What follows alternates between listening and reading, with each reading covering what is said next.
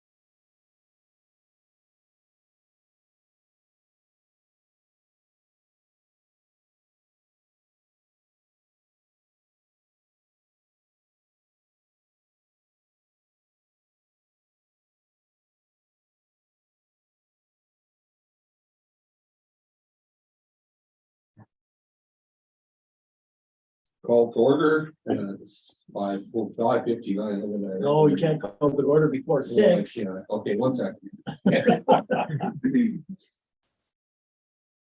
Call to order at 6:00. Here we go. Adoption of the agenda presented. So this is the organizational meeting. Is that the one you're on here? Counselor Thorough, all in favor? Carried. So we'll start off, we need a motion for procedural 1015-2021 provides councilors to serve an 8-month term as deputy mayor. Town of Hanna, Councilor Bowden has served her first. We missed one, Mr. Mayor. Oh, yeah, I scrolled down too far. Sorry. I'm curious to be down in Curry today. That's one way. Yeah, that's one way to do it. Council moved the regular council meetings be held on the following dates. November 8th, 2022, December 13th, 2022, January 10th, 2023. February 2023, March 14th, 2023. April 11th, 2023, May 9th, 2023, June 13th, 2023. July 11th, 2023, August 8th, 2023, September 12th, 2023, and October 10th, 2023 at 6 p.m. in the council chambers, unless an alternate location or an electronic method of meeting is agreed to by council and advertised to the public. Motion. Council Bowden, all in favor? Carry. So those were same quack status quo. That's the second Tuesday of the month. Mr. Berkeley, not you, say. Next is our information meeting dates. Don't need to read them, do I? No, if you don't want to, as long as council's aware, it's the last Wednesday of the month at 8:30 in the morning. The only one that has been removed from this list was the one between Christmas and New Year's. Okay.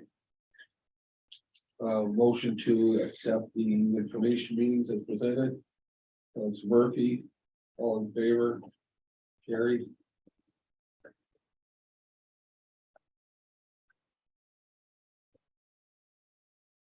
Friday authority, no motion required. Just, it's just there for information, so how we signed that, nothing's changed since 2017, so.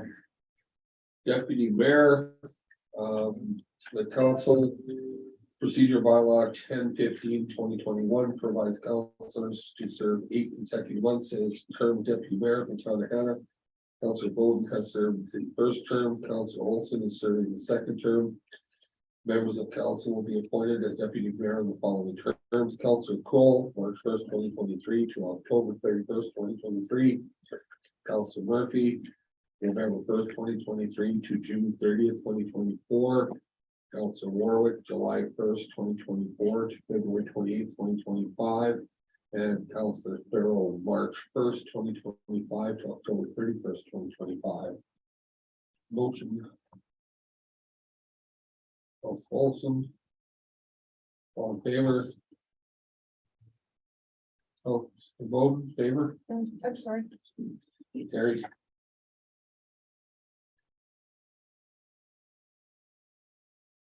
Committee reports, we discussed a little bit with a couple of you which ones you wanted with. These are committee appointments first. The appointments, sorry. Talk to you a little bit about which ones we thought you would like, not like. There are a few minor changes. So we've got the committee appointments, committee, current membership personnel committee, Mayor Polishuk, Councilor Murphy Olson. Emergency Advisory Committee, Mayor Polishuk, Councilor Bowden Warwick. Financial and Audit, Councilor Thorough and Kroll. All in favor? Councilor Murphy. All in favor, sorry. Carried.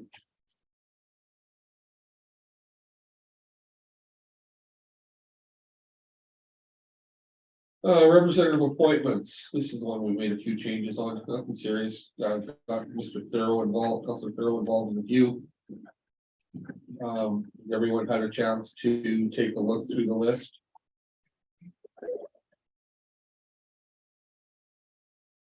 Any questions? Counselor. So I have one about, communities in bloom, that basically is. I don't know what's happening with it,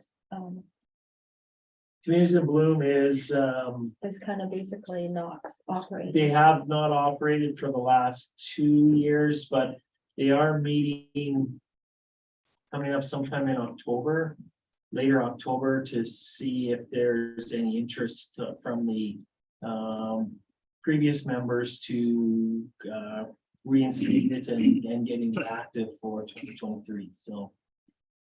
It hasn't been active, but there is the potential it may be, but right now it's still inactive. Just tell me the appointment though, just in case it does become active, correct? October 26th. Yeah. Is that what it Yeah, is? Wednesday, October 26th, Okay. 7 p.m. Hanna Where did you Municipal find Water. that? I got an invitation. Oh, nice. I knew it was sometime towards the end of October, so, Yeah, unless it went out today, I haven't. I'll forward been this to notified you. any okay. at all. Yeah, no, it went out earlier than today. I can't remember. It's, Yeah, I've heard nothing. Okay, I was just, inquiring about that's fine, yeah. that. Thank you. So everybody's in favor of what we've done so far? Counselor Thurl? But the alternate, there. Do you still get the notes or whatever? Or not, we don't have to go to that meeting. no, you don't generally attend a meeting unless. Yeah. The other guy does. Unless the other guy is not able to. Yeah. But there certainly is, I know, every committee's a little bit different, so some of you don't mind if the alternate's there, but the alternate will not have any voting. Yeah. Privileges. We're just wondering if you don't go, but you have to go, Yeah, you don't get notes or Yeah. whatever, you really. yeah, Yeah. Like, when I was Ross's alternate, I usually attended most of the meetings at his place.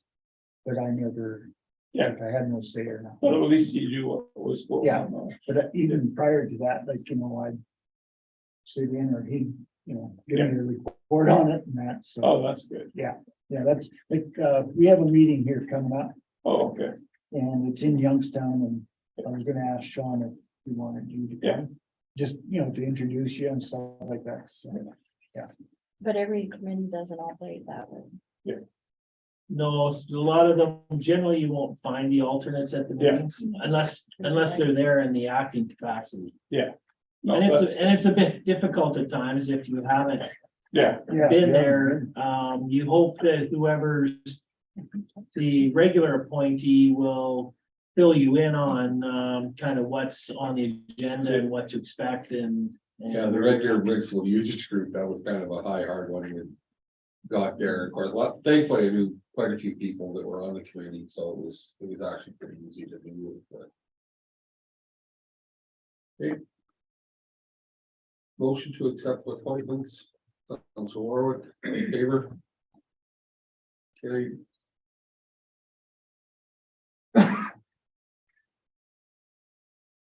Municipal staff appointments, council appoints David Mole as development officer and Lauren Gucci as director of corporate services.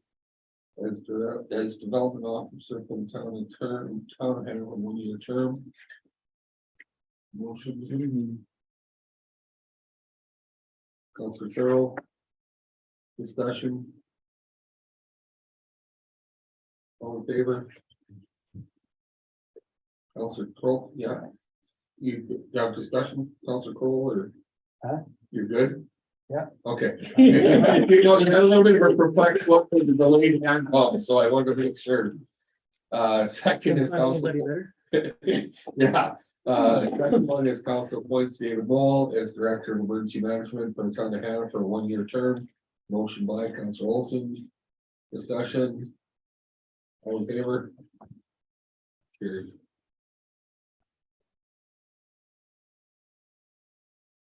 Assessor motion, the council appoints Terry Willoughby. Willoughby. Credit municipal assessor for Alberta as the municipal assessor for the town of Hanna from up to for October 2023 organizational meeting in accordance with the bylaw. 1003/2019, the designated bylaw.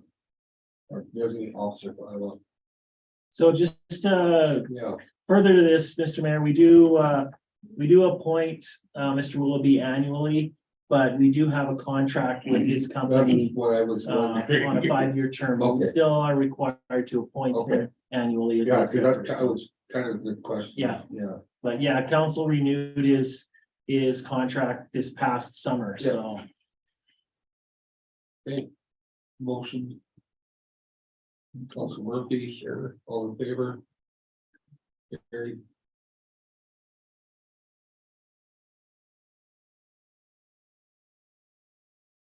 Board member appointments, council approve the following appointments to committees and boards. Committee, Good Country Housing Authority, 2-year term, Michelle Haig and Angela Gillian. Dates October 31st, 2024 to both of them. Community Services Board, 3-year term, Nadine Wood, Darlene Herzog, Deanna Derbyshire, October 31st, 2025. The Gruder Educational Bursary, 2-year term, Audra Limpert, October 31st, 2024. And the Hanna Library Board, 3-year term, Jean Lipka, Sheila Taylor, and Andrea Wheat, October 31st, 2025. Mr. Mayor, I just Yes. have a question. Have all of these individuals that have sat on all these, are they ongoing or are they new members? Some of them are And- new, Counselor Warwick. Okay, So, Angela McGillian, if I just go from the top, Angela McGillian will be a new representative. Deanna Derbyshire with Community Service Board would be new. Audra Guder and Sheila Taylor and Andrea Wheat are new appointees to the library board. so these are all by appointment then? They're appointed positions? Yes, Okay. Yeah, okay, thank you. I think that the only other thing I wanted to point out is we did after the Big Country Housing Authority met and recommended their appointees, we did get a couple other applications in for Big Country Housing Authority, but they'd already made their recommendations. So there definitely was some interest to sit on that committee. So hopefully we have that moving forward. It's working. Mr. Neal, I did want to mention that under the Hanna Library Board, you have Paulette Murray, and Paulette's never, since I've been Is she on, off? she has never been a member. Okay, So I don't- that's an error because she was on for a very short period of time Was and she? then she resigned. Oh, that's too bad. She'd actually be really good on there. So But thank she's you, not. thank you for pointing that out in the background. There is a lady who's not listed on here who is a public member. Elaine Johnston. Elaine, maybe that's where it went, Yep. yeah. Thank you, Ms. Councilor Murphy. Yeah, because Elaine sits on the Community Services Board as well. She's very nice. Yeah, really like her.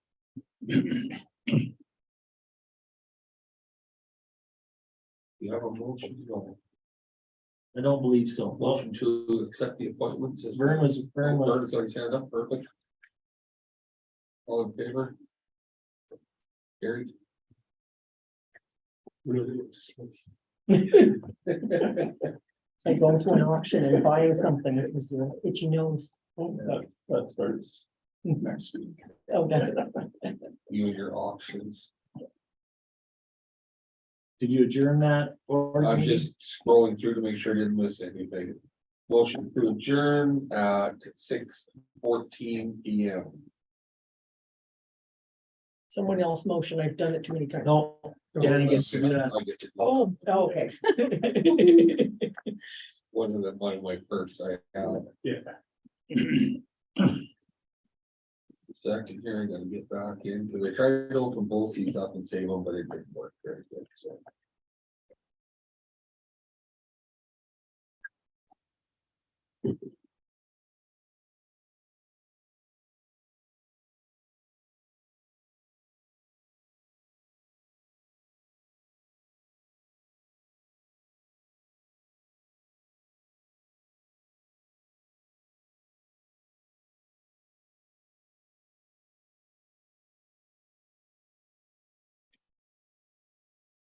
Call to order, regular meeting at 6:14 PM.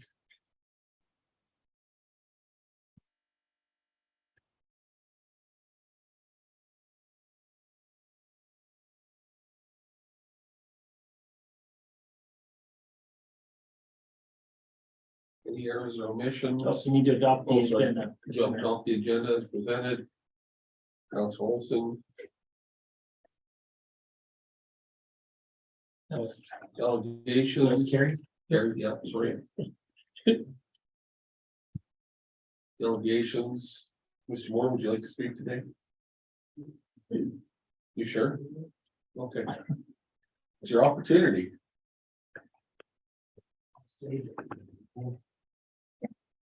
But I'm afraid of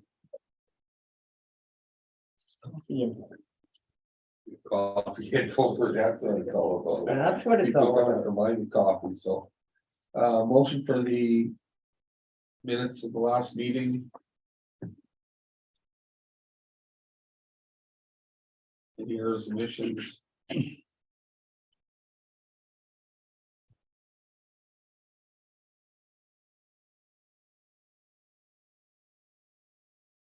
Hearing none, motion to accept.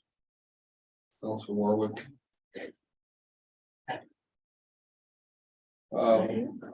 Motion to accept the information. We meeting. need to vote on that one. Mr. Oh, Mayor. sorry, all in favor? Carried. Motion to accept the information meeting of council September 28th. Minutes, Councilor Thorough.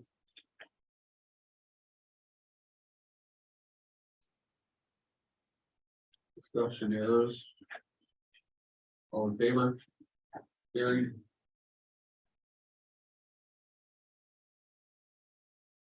Financial reports.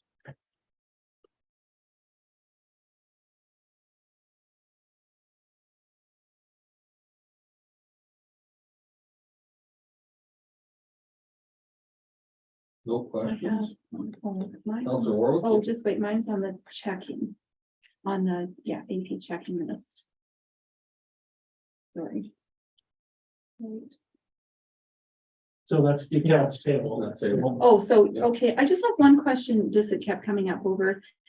Just with the FCSS Music in the Park Supplies 001440. I was just wondering, about so many expenses and so many transactions, just little transactions, several of them going on.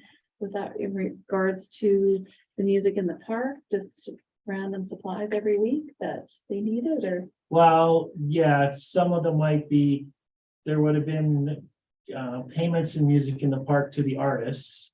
So we had Yeah, 9 weeks, and then every once in a while there would be, I think this one it's refreshments.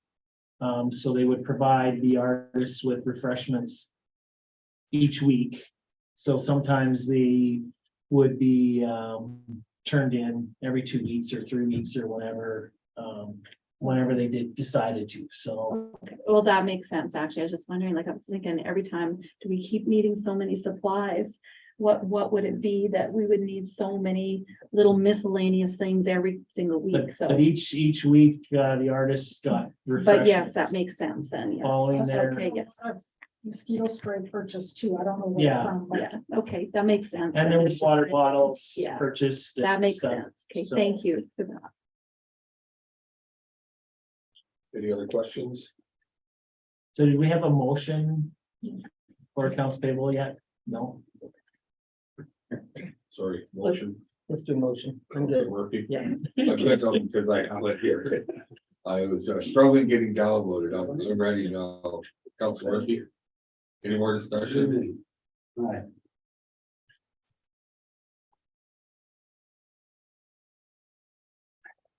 Hearing none, motion to accept. Council Work, yes.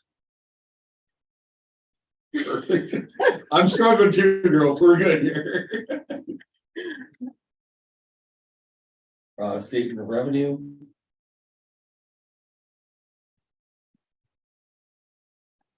Council accept the statement of revenue expense report for September 2022 for information purposes. Motion. I'll do that. I went through it, couldn't find much. compared to last. Anything to discuss? Anything wild and exciting? No? No. They just happened to jog my memory, that 430,000, I think it was under streets and roads. Yeah. potential grant. Is that all MSI? Or is that? MSI and federal gas tax. Okay.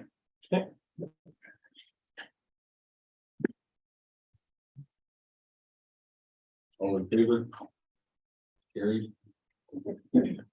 Budget overview. Council accepted budget overview for September 2022 for information. Motion. Councilor Kroll. Questions, concerns? All in favor? Carried. Capital budget update. Council accepts the quarterly capital budget update dated September 2022 for information. Motion. Councilor Murphy.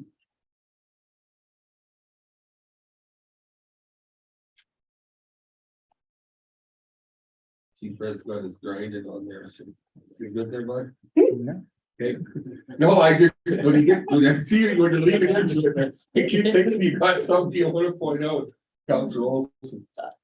With the Fox Lake transformer done now, is it a matter of breakers and Yeah, to get real service to Yeah. those sites? Okay. yeah. I know that Brent's guys did work out there with hydrovac, so. Friday, we exposed a bunch of lines for Doug. They're gonna try to get the pad poured and stuff before it freezes for the transformer. Okay. And then in the spring, continue work on it, I guess, is his plan. He's ordered, Doug has ordered the new pedestals. I think he's ordered 15 new 30 amp pedestals. So they're gonna be here, and ready to go, but it'll be a matter of trenching the power to them and setting them up in the locations. So. Awesome. You know, it's interesting, to the layman, you think just putting in a 30 amp service would be switching a transformer or whatever it may be, it should be relatively simple. But, quickly learning that nothing is simple anymore, so. All in favor? I got one good question to that here. Water slide. Is that something that blew up already, or is that? No, we replaced it, we replaced it this spring before it did blow up, so it was leaking and causing us issues in 21. So it's not under warranty, any of that? That's 11, Oh, like 11 years ago. This was Oh. the slide. Slide, okay. Yeah. I was wondering why. Yeah, no, this is the slide, Oh, okay. and it was probably the original. Original one. You guys hold that pool laser.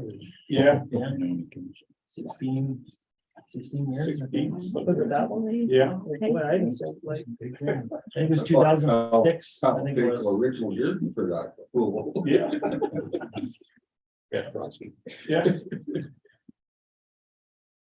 And for a motion that- All in favor, our motion, or, sorry, no, we have the motion. call Yeah, for a vote, let's- Sorry. all in favor? Carried.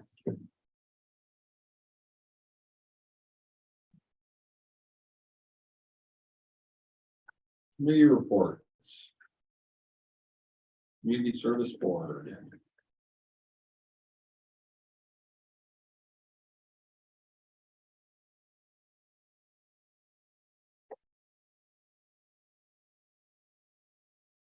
They're all anything to. I don't know, no, it was a quick meeting, they said, without me asking a lot of questions of me. But, yeah, they had, one, applicant there that put her name forward that we already accepted, and, there's nothing really pressing in the town that was brought up,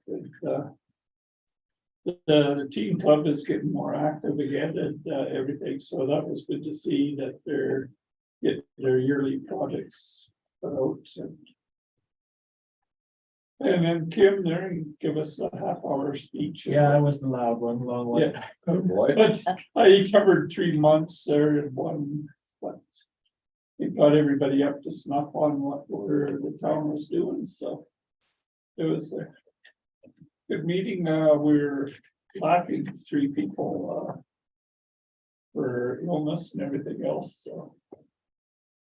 I see they're looking for some volunteer help again, so I know Neil Ray cornered me and asked if I would be interested, so if anyone else has some spare time, they're always looking for bodies, so. Yeah. I have a question.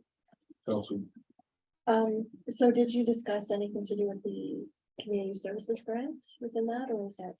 We didn't really discuss there, they weren't, the applications weren't due till the end of September. So they have a meeting next Next week. Monday, yeah, on the 17th. So that's where they'll review the applications and make their decisions. Okay.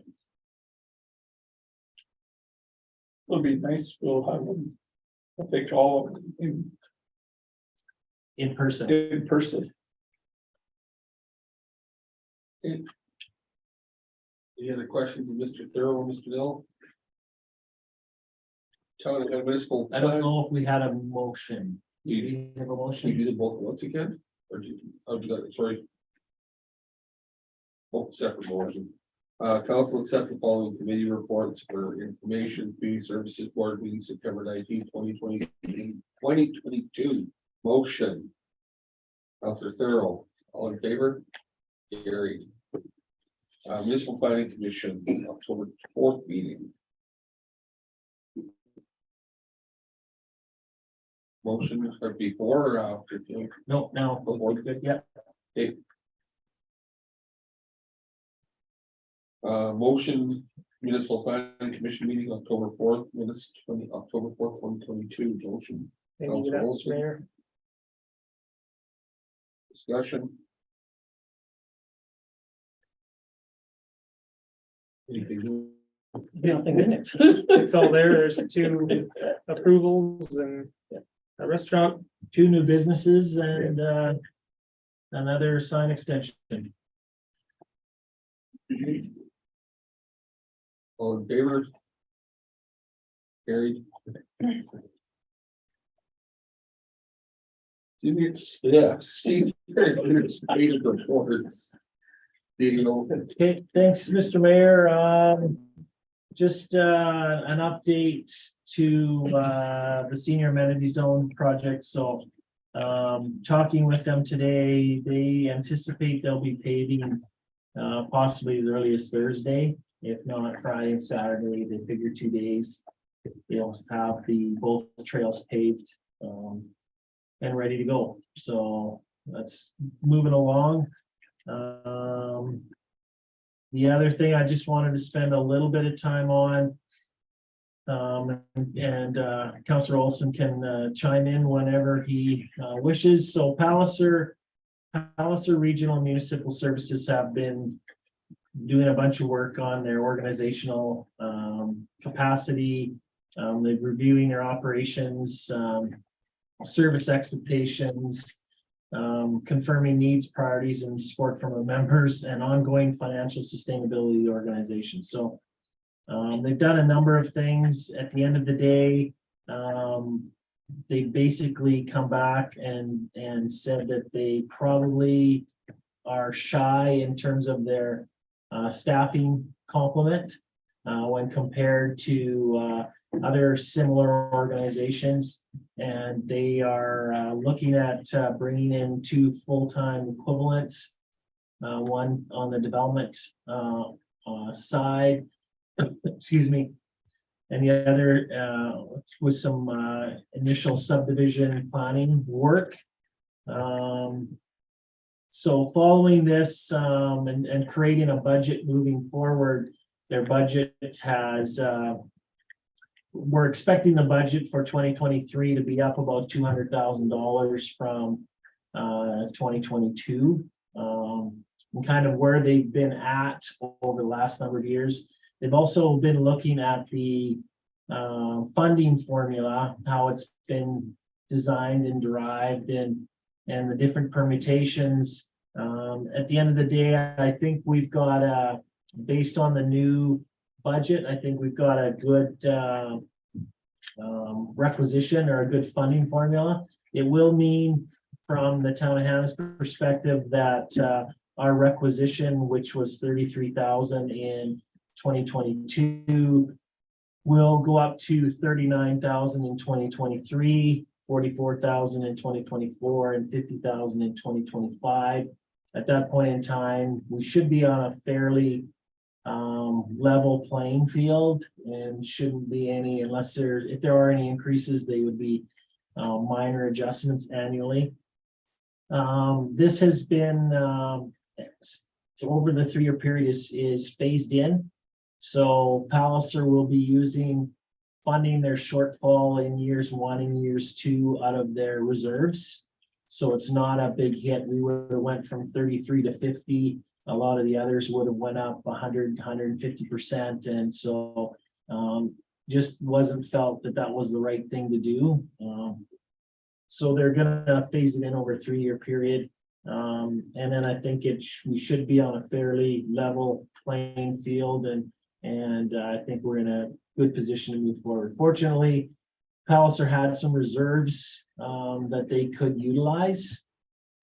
And I think, you know, based on the cost of service we're getting for our land use bylaw review, for the GIS system, for all of the work that they do, you know, I think it's been estimated we should have been paying around $50,000 a year. We've been light. Special areas has been subsidizing, for lack of a better word, Palliser and its other members for, you know, quite some time. And they're not complaining. Certainly don't get me wrong, they're not complaining, but we're just trying to find the most equitable funding formula we can moving forward. We have moved the small villages like Youngstown and Halkirk, and they paid $1,500 or $1,800 a year. They're moving to a minimum of $5,000 a year. So it's going to impact all of us across the board, some maybe more than others. But I've always said we as an organization want to you know, pay for the service we're getting, and it is an added value to the town of Hanna that Palliser is located in the town of Hanna. Certainly benefits us as a community, having that business or that entity in town, and the employees that are work out of there. Certainly a benefit to us to have that facility and that organization in Hanna. Go ahead, Councilman. Just a couple minutes as to why I'd like to see a good increase. As identified, there just wasn't enough staff there to do what Palliser wanted to do for all the members. So meeting with all the CAOs was very clear. They would rather provide the service and pay a little more and get the services done by Palliser than to totally reduce what Palliser could do for all its members. So ideally increase a bit of requisition. Now we can have somebody, instead of a well-seasoned development person sitting there doing all maybe the grunt work, you can hire a development secretary that can manage the easy stuff coming in and then assist through that. Instead of having a senior planner trying to do these easy introductory level things, you can have somebody on that side helping out too. And yeah, between that and having the villages, it was solely based on per capita. So you'd have villages paying $1,000. Some year they would be the equivalent of $50,000 to $70,000. We're the service. So you can't get them to pay that, of course. However, you bump it up a little bit, and special areas recognizes that if they don't subsidize little places, they have to manage everything. So they would rather at least help out. That's the way special areas has always been. Yeah, so once we can get this managed, I think we'll be set for the long run. Yeah, I think we'll be in a good position once we get this requisition and this budget approved. I think they'll be in good position moving And forward. there is going to be an invitation out for that strategic presentation and the funding formula review to all of council, the council of everybody. I sent out that one update from Palliser with just basic information on it, but there will be one from Devin and Ian, who's the one that they consultant hired to build it. I've gone through it a few times, so it's quite riveting and exciting. It'll be good to have everybody, then everybody can have a thought on it too before it's kind of placed in front of everybody at budget time. So I wanted to touch base on that. I guess the other things I wanted to touch base on in Kevin's report primarily is good news, our condenser has arrived. It arrived last week, so it is, was at Richard's shop last week. He had to do some modifications to it to adapt to our system. And I think Richard was also doing the new stand and catwalk for the condenser to sit on. My understanding, tomorrow, maybe even later today, I don't know. I didn't talk to Kevin this afternoon that they were supposed to be putting it in place and moving forward. So it's on target, it's on time, provided, nothing goes haywire between now and then. The plan would be after the Gord Bamford concert to turn the ice plant on and have our ice in for November 1st. I think from what I've heard, things in Dilly have been going okay. We had a hiccup the first day.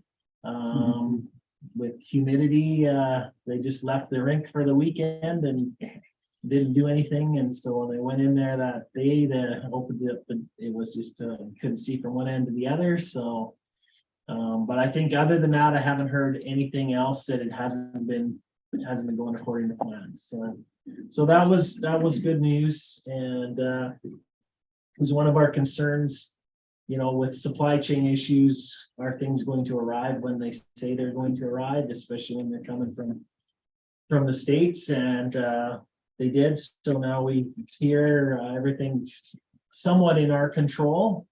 And according to plan, we should be making ice on the 23rd probably. So 23rd, 24th. So Yeah, it was a huge sigh of relief to have it here. yes, yeah, you bet. I don't know if there's anything either on Michelle's report. Certainly she's focused on the concert and planning for it. Still have a couple of things she's challenged with, whether anybody has a volunteer group that might be interested in making an honorarium. So part of the agreement, we need people to help disassemble after the concert. I think they want a crew of about 10 people to help them disassemble and load up. Roadie for a night. Roadie for night from 1 o'clock to 4 o'clock or whatever in the morning. So we've reached out to a couple of volunteer groups who have declined. I think primarily based on the time, but of any groups that might be interested in it, certainly we'd be paying an honorarium and for their time to help them get it disassembled and back in the trucks and off to their next event. So. But other than that, it's going well. I talked to Michelle a little bit today, and that's part of the problem when you don't sell tickets. You don't know what the buzz is or whether there's what the turnout's going to be. I know it's weird because it's free and everything. So hopefully, I know that we're putting a mail drop in the post office tomorrow. So that'll go to everybody's mailbox. And continue to promote on our page, our website, on our Facebook page. Drum 99.5 has done a fair bit of promo on that station. So keeping our fingers crossed that we get a good turnout. Can anyone, I heard Mark Oh, through it's hard Marble to Sky presentation. He does a report in the mornings and stuff, and I heard him this morning promoting the concert and the free attendance Okay. and all that. So it is getting there, and Yeah. we may have a return. It's gonna be sold out.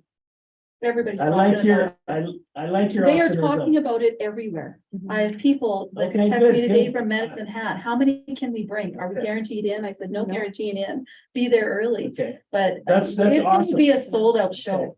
Okay. It is everywhere I go. Everybody's talking about, you don't think so? Gord's putting it out on his face. He's put it. Gord's on been pumping it Facebook. on Facebook. He Yeah. pumps it on his page. He's also doing a lot of them. yeah, Well, and people, I mean, people are concerned if they drive here, yeah, that they're not gonna get in. So if they're gonna drive 2 hours, you know, unless they're early, you're not guaranteed. I mean, the lineup might start at 1 o'clock. So it might be sold out by the time the That would door be opens something at to see. 5:30. I'm glad that's your feeling, Counselor Warwick. It's actually interesting because my little sister and her 2 daughters actually asked if they could come because they're not from town. Oh, okay, And I said, it's same Yeah, open thing. to I said, it's everybody. first come, first serve. 1,200 seats and, well, you're the mayor. Yeah. No, not happening, I said, so. Yeah, you can have backstage. no, I love your enthusiasm, I love your optimism, I hope you're 100% bang on. Just, I don't know if I've heard a lot out there about it, but, again, I maybe not in talking to the right people, Yeah, but so it's only the 11th. The concert's on the 20th, and so it's too early yet. I think so. I think Hannah kind of leaves everything for the last minute. If we were selling tickets, we wouldn't have sold 200 yet. Yeah. No, that's true. Yeah, but lots of people wait till. the I last hope minute. 1,199 show up, They would. because to be 12:01 is not gonna be fun. Oh, how particular can they be, Dave? How particular? 12:01, you double clicked once, you missed one. There's gotta be a percentage in there, isn't there? That's what I get to deal with. Yeah. 1,200 show up. Dave's holding his liquor. He needs a distraction. So that's good. I hope you're 100%. I'm hearing all over. Okay, good. I am, that, you know, and you know, lots of young people too. Good. So they're getting all their groups together and Well, and Garrett Gregory just got top #1 on the his, top chart. on his charts and stuff, so maybe he's stimulating some interest as well, and maybe they'll. Well, I think Garrett will bring people out regardless of Gord. Yeah, He'll bring people out That's as well. that's too, the so. key right there. so there'll be Is two. some are not members. interested in one and interested in the other, Yeah. some aren't interested in, Yeah. so there's a crossover there. It's good, because if they leave, more can come in. Well, so you can't just come and get your tickets and then leave? Once you're in, you're in. Well, To be determined, Counted.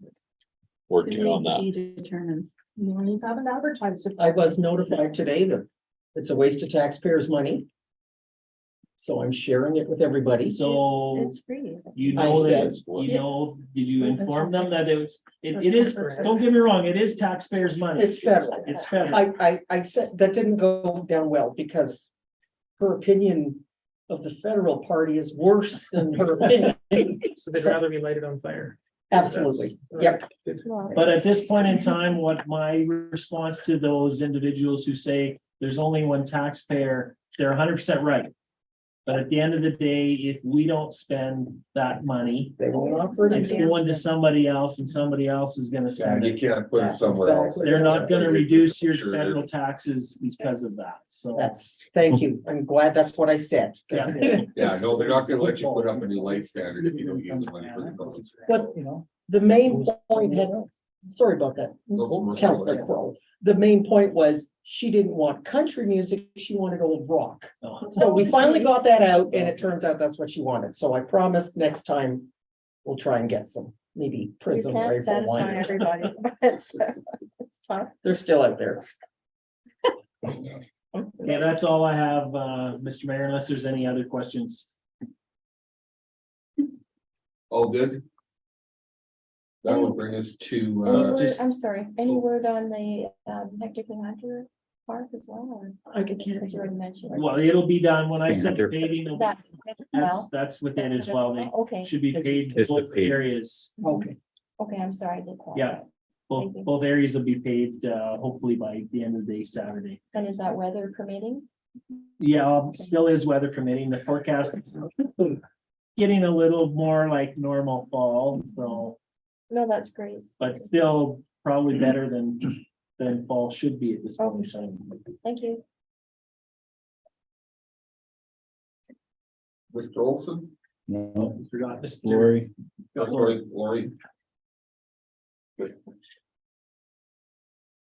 I just thought it might be interesting, to council to provide some statistics on, different, different channels that we use, whether it's social media or the website, just in ways that I kind of keep track of what's working for us, what's not working for us, changes we should make. Part of the push for the change to the website is based on these statistics, because the increase in people watching from their mobile devices had increased significantly, and our previous page wasn't responsive to mobile devices. So it's easy to justify when you look at those details. So anyways, I just thought I would provide that to you. In the 12 years since we've had our YouTube channel, initially it was used for very minimally, more of a storage repository for things like the demolition clips of the National Hotel coming down. I point that out because I'll bring that up a little bit later. So just some general stats, things that were working, things that weren't. Of course, COVID changed everything, and now we're live streaming these meetings for hours on end. And of course, people are watching a little bit, but not the whole thing. And there's no way really of us knowing exactly what it is they're watching, why they're tuning in. But the thing that I thought was that kind of made me chuckle was when I looked at the top 5 videos for the month of September. The number 5 one was in 2014. So there's been a lot of videos posted since then. Yeah, just it interested people.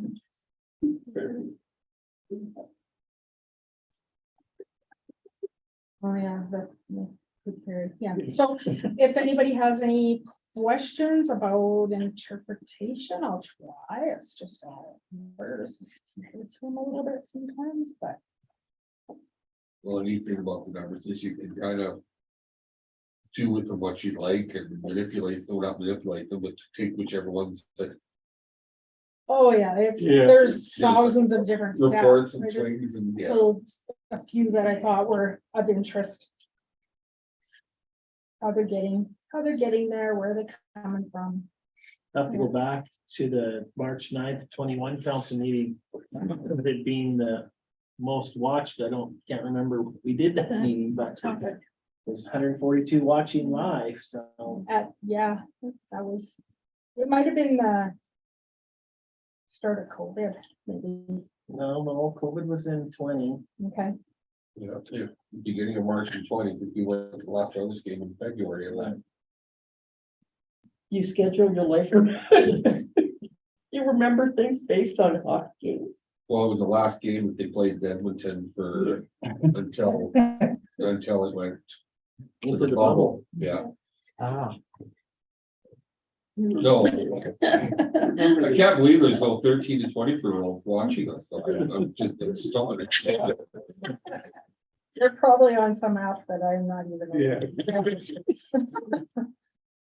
Guess we're gonna have to spice it up a little, Andy. Yeah. Sorry, Dave. Yeah, hot topic. 71% are female. Yeah. Close. You ever bump that up? We get entrance music for this, it'll get better. Yeah. We each get our own entrance. music. Gary, you watched it on September 13th. They use some ads, commercial breaks. No, like I said, there's some neat things and some head scratchers and yeah. Like when you're looking at the meeting on September 13th, 2 hour and 16-minute meeting, yet 48.29 was the average viewing. And so do they fast forward to the good parts or? What is the good part? That's what I'm saying. It's like, I think it's your report. Oh, yeah. Or they get too long-winded and they cut it short. If they fall asleep, we wouldn't know. yeah, So It'll still be Well, running. even- 40 some odd minutes, those are people sleeping, some of them. but even the National Hotel, it's an 8 minute and 10 or 8 minutes, 10 seconds, and they watch for a minute 37. Yeah. The average view, so. No, it's, yeah. Good to see the stats. Thanks, Lori. Yeah, it's, Great, that's It kind is of real neat cool. to see this interesting information. It's interesting that we have all this information. It's so And each detailed. profile, each, that's the word I want. Provides a different set of data. The website is different from Facebook is different, from Twitter is different. okay, Council, Olson, now I know you're ready. Just chop it. He's not a counselor, you just promoted him. Yeah. We're ready for you. I got nothing here. Nothing to add to our report. The boys are busy and we're slowly running out of time as the weather starts to change. Lots on the go. We talked earlier, so they are doing fall cleanup this week, so started today, so. Oh, yeah, I already hit Facebook, you guys did it too soon. Yeah. So we've always, just so council's aware, we've always traditionally chosen the Tuesday after Thanksgiving weekend as the day to start, and some years we've got snow on the ground. This year, we still have leaves on the trees, so. I just have a question in regards to that. Is it gonna be quite a bit of differences this year in compared to previous years because of what we're allowed to take out to waste management, how it has to be packaged and bagged and, We've been changing it. What we do is we have to cut everybody's bags open, put them in a loader bucket, load them into the back of the truck, and take them out to file. If we cut the bag open and there's any garbage, which we are finding lots because people do not follow that, then we just leave the bags because Sean will not let us put them in the bin. So Contaminated. we are only taking compost and then we do a round of trees, and if they pay for fridges, we'll pick them up and we'll do a round for metal. Before we used to take anything because we were able to put it in the building. Now it has to be bagged or it has to go in the construction or it has to, and that's, we don't have time to do that for everybody. So traditionally it was supposed to be just compost and we kind of got away from that. So now like I said, the guys go, we actually cut the bag. If there's any dog crap or cat crap or any garbage at all, we leave it. If we have to rebag it, we will, but we don't take it because we can't dump it in the compost. so isn't that a lot of extra work for you? Like, It oh is. my gosh, why are we having this all bagged up? Then, environmentally, that's insane anyhow, with all the plastic cut open. And Yeah, you and then still we have to rebag. deal with it. Can't we just put it on a neat pile? I mean, there's gotta be a better It's system. easier for us to pick, if we just pile it, now we have to have a different piece of equipment or we're forking it all. Yeah. And then you'll still find that. And with the wind we had last night, if you had a pile, they might. It would be everywhere. So bags work in terms of keeping it contained. Yeah. But it is an issue, It's And just then- when people would follow the instructions. That just seems like a whole lot of, extra work. Cutting all those bags open, what a waste. It's an appreciated service. I assume it's well used. Yeah, there's some people that abuse it, but there's a lot of people that need it, Yeah. like a lot of the elderly. And they're the ones that will take their rhubarb stalk and they will do a nice little bow with string and tie it up and it'll be just like it's supposed to be, and the guys don't mind that. It's the ones that try to hide other stuff in it. And Darcy does, he'll go around and he can tell if there's garbage and he'll take it as well. But It has to be in a clear bag, correct? it's supposed to be, Sorry. but they're hard to get. It's supposed to be in a clear bag or the paper bags, but you can't always get it. Can I ask about the cemetery? I'm assuming you didn't just, Billy, let's dig them up. It says open 3 cremation graves this month. So you didn't just go dig up graves, these are new? These are people that have passed and we go and we open. Yeah. That makes sense. It just said open 3 cremation. Should have said graves open this and closed. So we open them, they have the service. month. Gotcha, thank you. So that, is that a full-size plot difference? Not the cremations. If it's a full grave, I've never been to a cremation plot, so that's why I was asking. it's just Just. foot by foot, 2 by 2 and 3 feet down Okay. for cremation. Bull pound, how you making out with your pets? We're not. Okay. No, I didn't ask. No, they keep damming it up. We do have traps. We have talked to local trappers. They don't really seem interested, so we did purchase a couple traps. When they say busy beavers, we can open it on Monday and by Wednesday they have it back. Yeah, no, years ago, we had a culvert that we dug out by hand, and overnight they put more in than we took out the day before, so Yeah. they are. Yeah. So we did, our hose broke, so you've got our hoses fixed up now, so Yeah. we're gonna have that back, so we're hoping. We wanna dam it and set the traps up right away for them. They're obviously coming from the CN dam parts through and they're damming it up right at the highway. So I don't know if that's a highway. But Encon's kind of just saying, well, if you guys are handling it, go ahead. Yeah. Where are you We're gonna taking care of put that. them when you get them? Yeah, sure. Question, Yeah, we're gonna, dinner? Yeah, that's Yeah. fine, okay. Relocate them. This is the first year we've seen any sign of beavers cutting from our property. I'm sorry, the Roundhouse Society property, and You've seen them on the property? actually there was a dead one on the property a while back. That was Oh, a wow. year ago or so, yeah. No, this spring. And then this year is the first I've noticed any that have been cutting any of the trees and pulling them out, yeah. and then there've gotta be some fairly nice, there's some nice trees that are being chewed down by. Oh, yeah. Ours aren't that big, they'd probably be about this Yeah, big, but big enough to give them some sort of. So we still have talked to some of the local trappers and they are gonna help us to make sure, but there's no money in it for them. There's nothing in the hides or anything right now, so. And I've offered the local trappers, before they used to trap them, the pelt was worth something and that was their compensation. I've said, look, what's the going rate for a pelt? Like, we need to get rid of them. They're causing a lot of damage, so. But it hasn't been their priority, so. And we need that for runoff if we actually get snow. We need them gone. Well, I think, the water from the water treatment plant. That's what they're ends holding up up right there, that's now. what they're holding up. So when they backwash, that's where it goes and people downstream. It actually does rely give on them a it. little bit of water. So downstream. when that water's not going down, trickling down, it affects them, so. We've told them that they shouldn't be relying on that as their source of water, but they have. Lots of dugouts are dry and. it's tough. So we're working on it. Yeah, no, I knew you were having some issues and. Okay, any other questions? I'm sorry, I just Councilor wanted Bowman? to make a comment. I think that, I thought I heard that the rodeo group was really pleased with the support that they got from the town and their staff.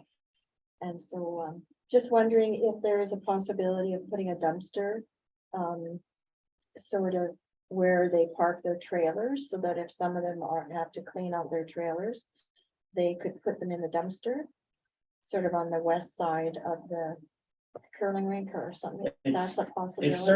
It's certainly an option from our Yeah. point of view.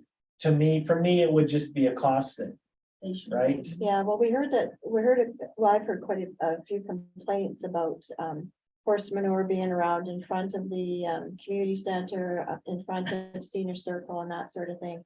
And maybe if there was somewhere to put it, maybe they might be able to do that, but I wonder if it would be of value to speak to the rodeo committee to maybe mention it to their participants that if the area is roped off, that they are not to be removing the rope, because I believe that did happen with the wedding that was there, and their guests for the wedding walked through manure on their way to the arena, or I'm sorry, the community center in front of the door. So I think that's a little bit rude, and maybe they just need to be reminded that they're in a community that does not appreciate that, and if they could respect the barricades put up. It would be something that the rodeo committee should mention to their professional rodeo Yeah. contestants. Being in 4-H with my girls, when we go to 4-H, we are absolutely told we take what we bring. Yeah. So we would scoop it and put it in our trailer and we would take it home. Yeah. That was the rules. And that's how it's falling, so. Well, yeah, I If agree, and I it's- think they need to be reminded of that. It's just about respect. Oh, for You're sure. not there very long. No. So if that's brought up more than, I think if a dumpster, if they don't talk to them, they're not gonna follow it anyway. Yeah, Then you're paying for a dumpster that doesn't get used. Actually, talking to the rodeo group, they actually brought it to my attention, it was two people that actually cleaned the trailers out. And they tried to figure out who it was, and they think they figured out one of the two, so. High Yeah, school rodeo. ultimately just sweeping out of the trailers, there was just two of them that did it. yeah, and I think I showed for years with 4-H and beyond with another registered horse association, and we always took everything home. Yeah, that's what we have. Okay, to it's do. just a matter of respect, and I think people are losing that respect, that they go into somebody's community and spread it all over, and people that aren't even associated with the rodeo are being exposed to it. I Which I think think is that, pretty rude. you know, I don't know for a fact, but I think some of our rodeo professionals or Participants. people who are participating feel that the rodeo and Hannah needs them more than Yeah, than but we still, do. And so until the rodeo association comes down on them and says, Yep. you are not entering our rodeo because of this issue. yeah, It's hard for the town to do that because we don't really have that hammer, but if the rodeo association knew Mhm. who it was and they'd say, look, you're not allowed to come back to the rodeo next year. well, yeah, and. But it's they're a coming to- slippery game because then. Well, but they're all, you know, it depends if they're trying to qualify Yeah.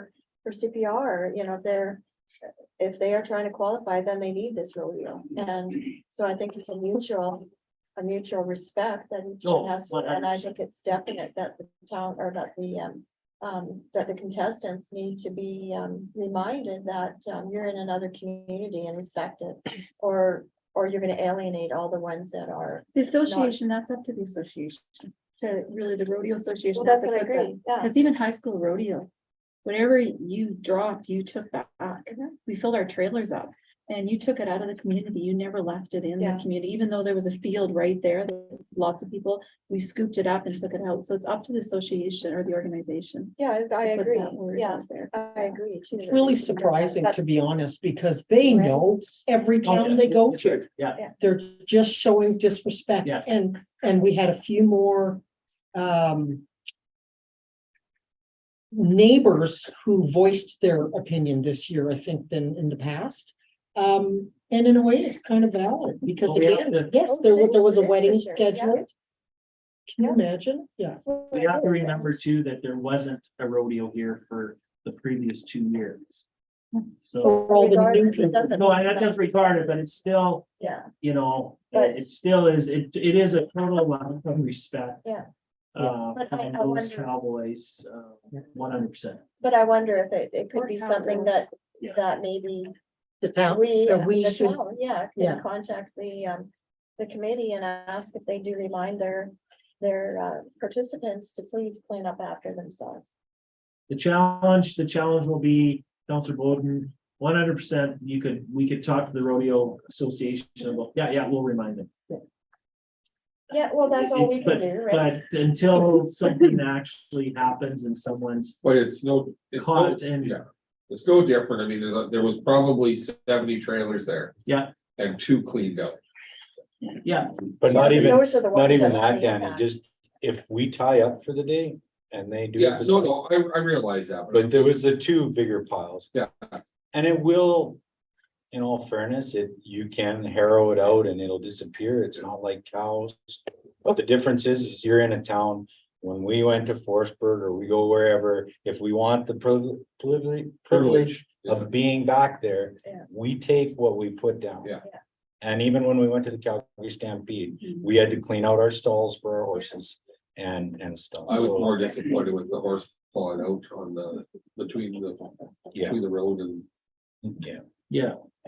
It's something that the association needs to. And I mean, we can We talk to- It's not. Yeah, we can talk to the board Hannah. and just reinforce what they already know. Yeah. Can mention Yeah. that. Okay. I agree. This, Yeah, we don't have a motion for the reports. we I have will. Dr. Dave, Jeff, or that- It's very special. That's right. It is special. I can move that. Motion, Mr. Mayor? that your motion with Dave. There you go. We would carry that one. The dates. Accept senior administrative reports 8.01 to 8.03 as presented for information. How to vote. And that did special. Oh, Dave, would you like to take over from there? That's a. I was gonna spice it up, but I won't say what I'm thinking. right now. All in favor? All in favor? Gary, Yeah, that's updated. You can say that, I can't. Mr. Mayor's easily distracted today. Yeah. That's good. a very long day. I bet, yes. You ready now? I'm ready. All right. Alrighty. I guess I'm doing the fire report first. Stats in your package, as you can see, third quarter has been quieter than what it was last year. We've had 44 incidents compared to 58 last year. Did our 3-year average, just take a look at, and 46 is what our average numbers for third quarter's been. So we are, however, currently on pace to have our third or fourth busiest year ever. Last year was our busiest year. So it's nice that it's a little quieter, but it's looking like we're gonna probably finish third, possibly fourth if it really slows down. So, which is unreal. The highest incident category we had this quarter has been medical assists. We did 16 of them. Our next closest category was grass fires, bale fires at 8. Membership, we're currently full at 30 members, but are expecting to have 1 member moving away here in the middle of November. So we'll have 1 opening, which I don't think will take long to fill. Training, we are starting a new class of NFPA 1001 Firefighter 1 basic firefighting students this weekend. They start Friday night at 7 o'clock, and the class is scheduled to be completed in May of 2023 if everything goes right and we don't get delayed like we have the last few years. May I ask a question? Sure. So is this local members or is this also outside members coming in for the course? It's our regional training group, the Central Emergency Training Partnership. It's made up of all the towns and villages within special areas, as well as special areas and the MD of Acadia Valley. Thank you. We do open up courses outside that if we have openings. We have no openings on this one. The standard course is 24 students. We're pushing 30 through this course, which is the very outside limits of what we can do, but we don't see us offering it again for 2 years, and you hate to say no. Which guys do you say no to? Yeah. Hanna has 5 students. There's 25 others. Some departments more than others. I know Hoyan's at 9 this one, but they just kind of missed on the last one, getting some students in, so they're making up for it this time. So quite a range from all over the special areas, and I'm not sure if we have an Acadia Valley one or not this time. Maybe one. As far as the training site update, the Firefighters Association's applied for CFEP grant for $290,920 for half the next phase of the training field, which is the propane fired outdoor props. Currently, everything we have is inside the tower. Now the next part is to try to get our props finished outside. Total value is $581,854. Really hope to hear on the status of that grant application yet this year, but probably not new till the new year. It's a CFEP large stream project, so we got money from them a number of years ago, hoping that they'll see fit to give us money again, but Their lottery were trimester, down. Sorry, Their trimester? no, they're annual, once a Oh, year. okay. The large. Small large streams was quarterly, now it's try, I think. This one stayed Oh, large. okay. They changed the intake date on it. It used to be near the end of the year, now it's June, I believe. So we've had the application in for a while, just waiting for October 21st cabinet shuffle before we start pushing the letters out to ministers for support. Didn't see much point until after the little elections or changes that are going on in the UCP party. And that's it for my fire report. Any other questions on it? False alarms, Dave, you got any bad industry offenders? Not currently that I can think of. It was pretty quiet, 6 in town, Yeah, one no, I oil. just- We tend to get on them pretty fast if we're going back for a second time. Or demand, kind of push them hard to fix. Or take it off out of service, and if you're required by fire code to have an alarm, that means you're now hiring somebody to walk around the building all night long till you get the alarm fixed, and that usually means that electrician's there first thing in the morning fixing the alarm, or an alarm company's coming out from the city and fixing it, because there's a lot of costs, and not only the cost, but just they never go off at 7 o'clock at night. Right. They're always the 2 in the morning or, Quarter after 5. yeah, well, Was when that's lights your went off. place, but yes. So no, it's not as bad as it's been Yeah, in one of my previous, drivers actually accidentally set the alarm. and that happens. That you get the odd false alarm, right? It's the repeat guys, but right now, you think of any repeat ones you've had? It's been pretty good with that. Any other questions? Okay, Motion to, we want with the other few? No, this is 3 separate ones, yeah. Three separate. Motion to accept the report is presented, Councilor Bowden, all in favor? Carried. Development Officer Dave. not near as much of exciting stuff to talk about as there is with the fire report, so you've got your stats. I guess to note, we did 8 in the first quarter, 19 in the second quarter, and again 19 in the third quarter for development permit applications. I'm caught up. Currently, all 46 have either been approved or denied, but they are completed. Couple off MPC that because of the holiday hitting, they won't hit till next week's paper, and the appeals window now starts when they are in the paper, not when they're approved. That is a change that we were made aware of recently during our land use bylaw review. And I guess to touch on the land use bylaw, it is up for review every 10 years, and we're on that year. So Mr. Neal and myself have spent many hours over at Palser going through it and online with one of their new employees or newer employees who's really good at development and land use bylaws. So we've worked on the new draft, and I think the ball's back in our court to answer a few more questions and get back to her again. And then after that, it'll go to MPC for a quick look. Well, I See think and what I think we'll do is we'll bring MPC and council Same time? together at the same time, and it'll probably be, as I said in my report, it'd probably be at least a half a day.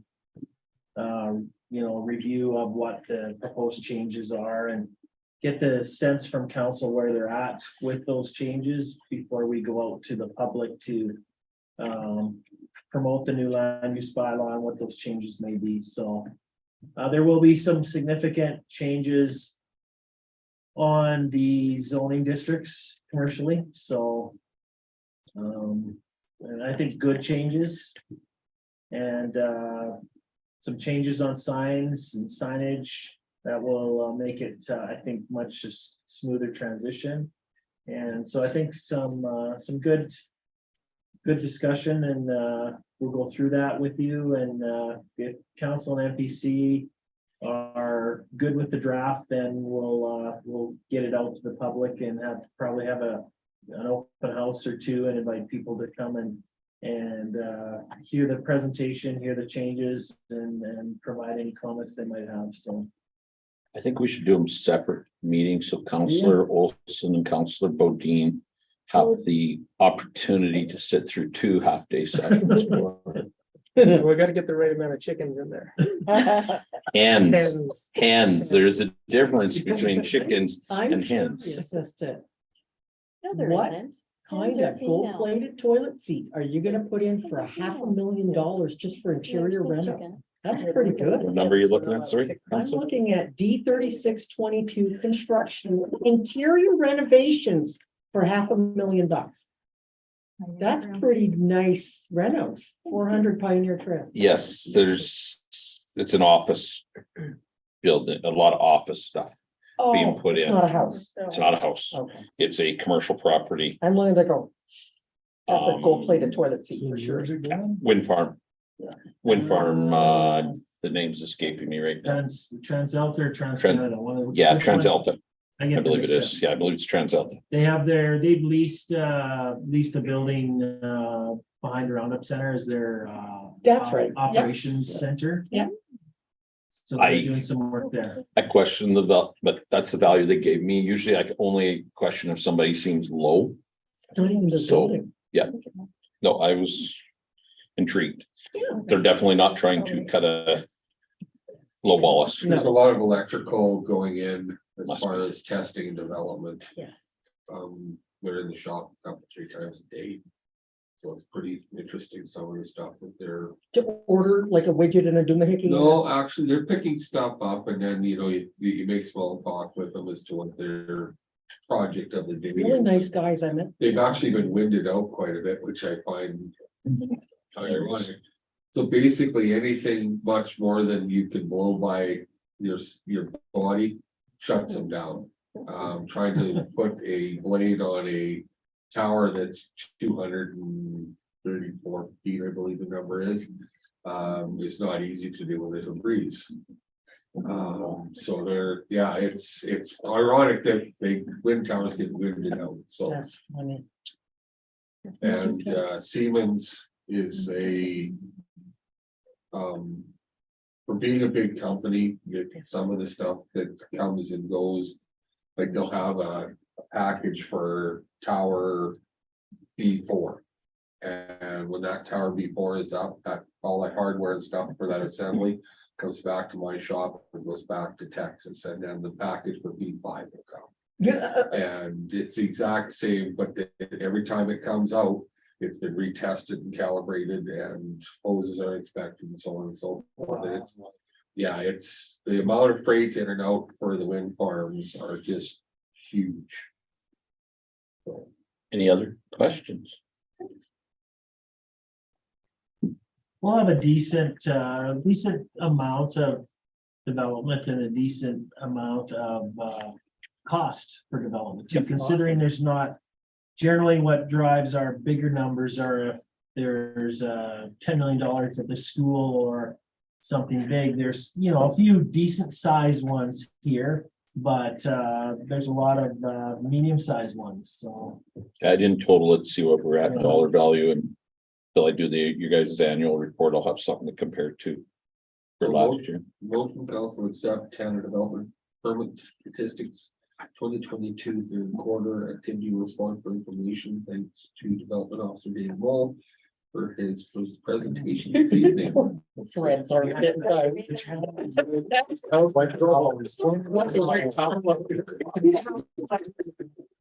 Throwing the towel. Emergency management report. They need to vote Oh, on all in this. favor? I'm not voting on it. Why start now? Close. Would you like to record? No, just- Agree and he's Make me feel bad, Counselor. That's okay, you got big shoulders. Emergency management report. It was a short report. As put in my report, working with ESS on a disaster meeting with Pembina. And that more or less came up because of the consultant we used for our ESS day that we had after full day exercise we did. We'd had a grant on way back.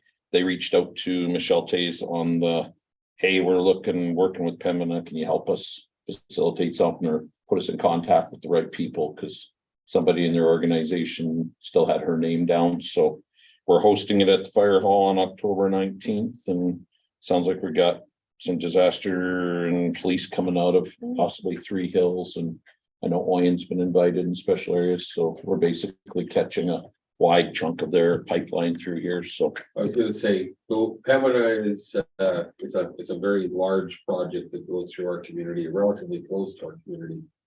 And yeah, it's something that gets overlooked a lot because it's buried in the ground, and heaven forbid something should happen to say, well, Oh, I'm just wondering, since Councillor Warwick and I are part of the Emergency Advisory Committee, Yep. would we be able to attend? This probably isn't something that's really gonna interest you in that regard. How do you know. You really want to come to That's a one? matter of opinion. Well, if it has something to do with emergency management and stuff. I would Sure. think it may have some impact on that. You don't understand this woman's enthusiasm here. Oh. This is- Yeah, a little bit right now. There you go. Yeah. Well, if you don't have any background on it, and you're then gonna How have you to be making a decision whether something's deemed an emergency or not, should we not have We're some gonna sort of have to background? be.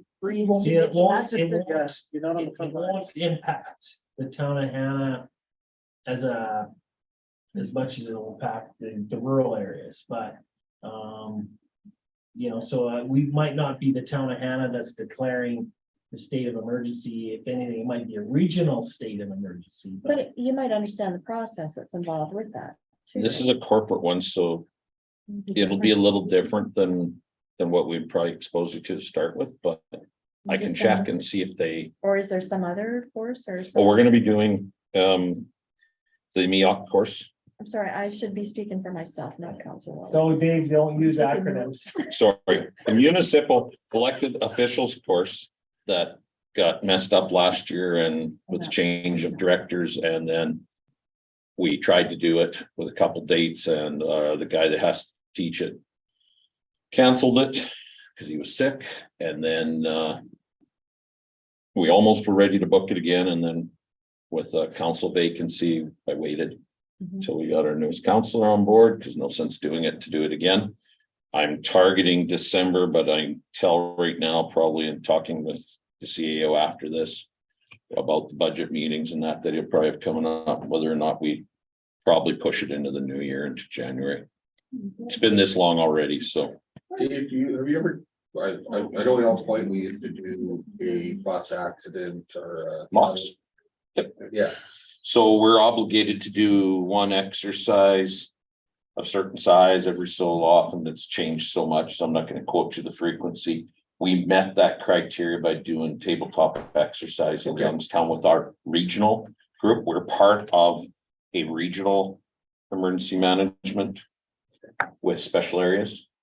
And I believe it's called Special Areas Regional Regional Emergency Management Team or Yeah. something like that.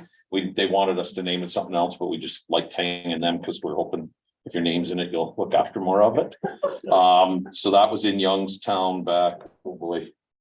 Well, I'm gonna say a year ago, Right after Michelle yeah, came, so it so, was probably November. yeah, I'm gonna guess November of 21.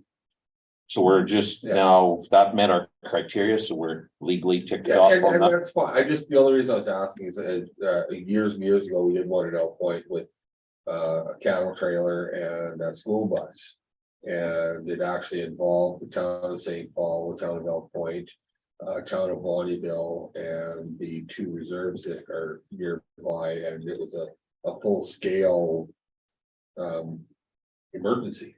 Last huge active, we did a small one out in the country, out on 3 Mile Road, a chemical spill. Kept it relatively small. The last massive one we did was February of 92. Hanson's? Yeah, when we did a big one. And the only reason I know that is my wife was in the hospital after giving birth to our son and was basically said, here's your kid, don't buzz us unless it's an absolute emergency, because we gotta do this mock. And that was the hospital's reaction to her that day, so I locked in when it was. That was the last major. No, I just, I was, and I, It's in the plan. The bus is already sitting behind my shop. yeah, and I'm not saying we need to do one. I No, just- we do, but we No, we do need do. to do one. It'll be regional. Yeah. We won't do one ourselves. We'll do a regional. Well, that's what that one that we did with St. Paul and Elk Yeah, Point. so- Bonnyville, and- It could happen in Hoyen. But to address Counselor Warwick and Counselor Bolden with their concern about the Emergency Management Committee. We haven't had a chance to meet yet. No, Yeah, it's. I wanted you to have your MEOC, your municipal elected officials course before we hold a meeting with the three of you. In my experience, it's a very slow moving, the whole training piece for emergency management is very, very slow, especially when it comes to elected officials. But I am also finding that it's critical that we people working in the boots on the ground stay fresh, and the government or the province is doing a much better job of that in recent years than they have in past years. So once you attend that training, that'll give you a better idea than going to this pandemic one of your role and how you can support the emergency management But team. So, council will have taken, in your first term, I believe, did take the municipal elected officials course. I believe you guys did it at the fire hall. Yeah. Randy Oh, yeah. Taylor did About a that. half, it was a half day one, I think. Yeah. Is this one a half day too? Well, last time. I heard.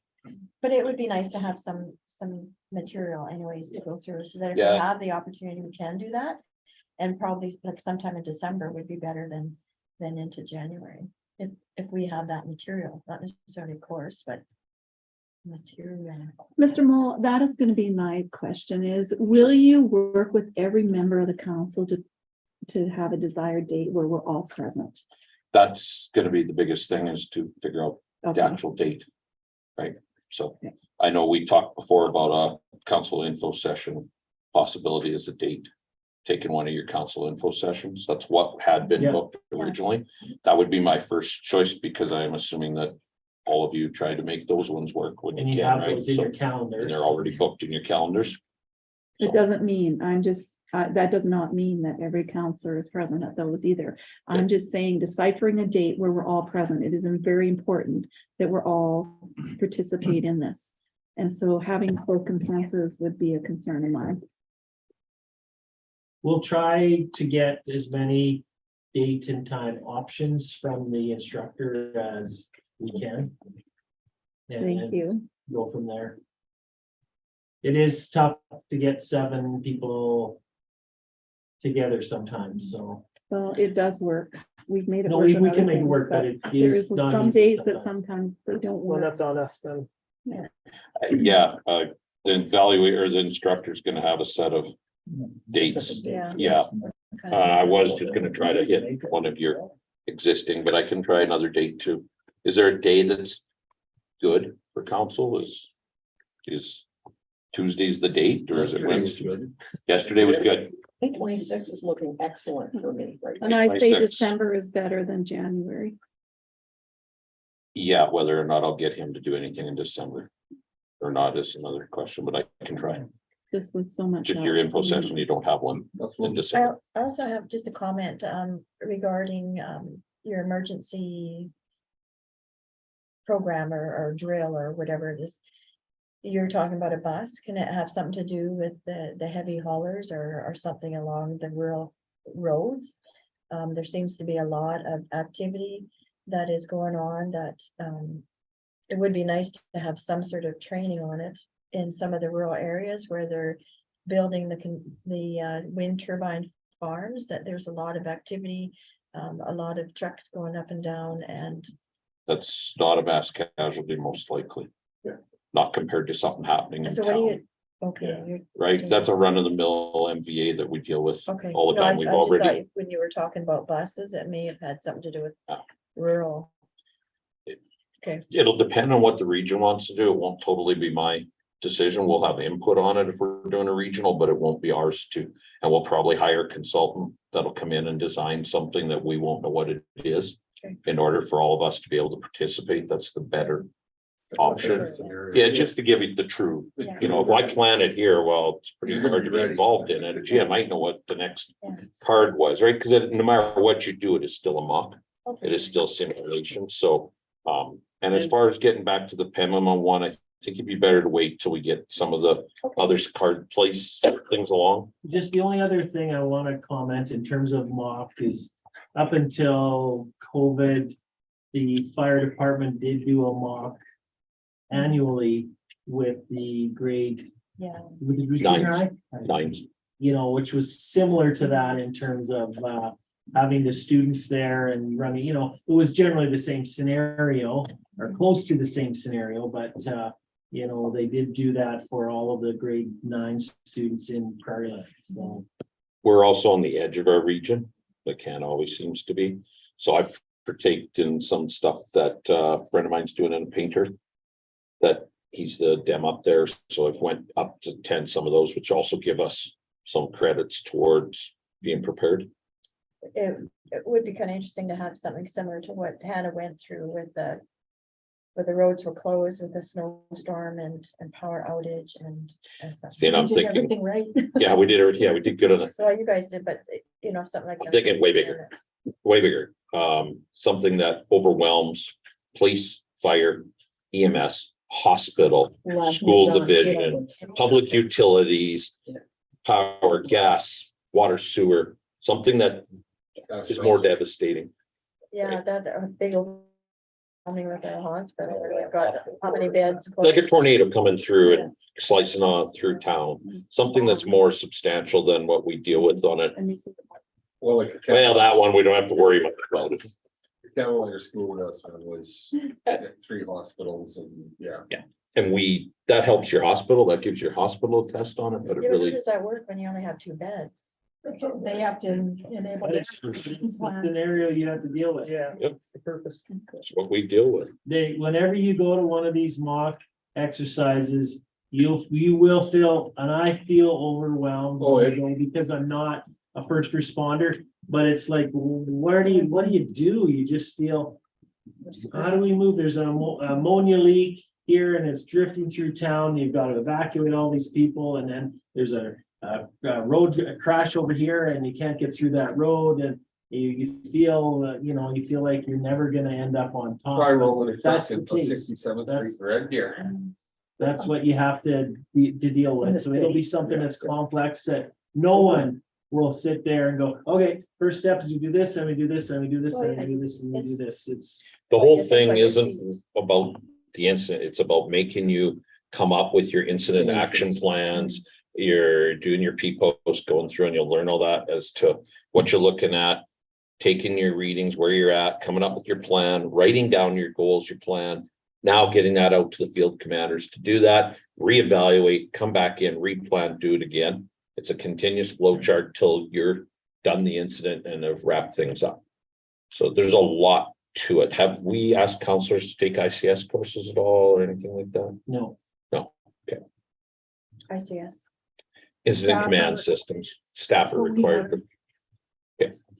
So do that. Okay, any That's other all I had on questions? that. Would you like to be in favor of said motion? The council accepts the Hanna Director of Emergency Management 2023 third quarter report. For information, Director of Emergency Management, David Wolf, thank you for your presentation this evening. Motion, Councilor Warwick. All in favor? Gary.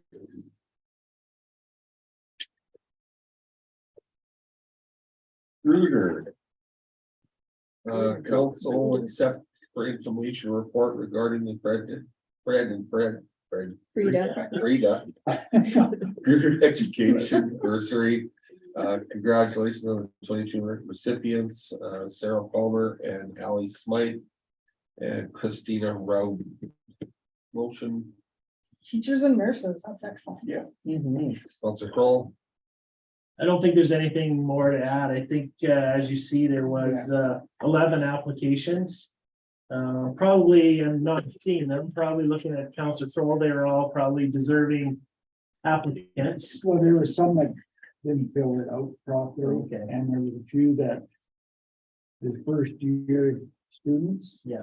That, And preferences are given to second. second year or further, so just as an update, so. We do have, after the 22 checks are cashed, there will be 64,136 left in the bursary, so. It has, this would be, when did it start? 2007, so we've got 15 years 15 at years, $35,000, so we've got 30 more years left. Yeah, no, it has interest and stuff. Yeah. So there's, Although interest, well, it's starting to go the right direction. It hasn't been very favorable the last few years, so.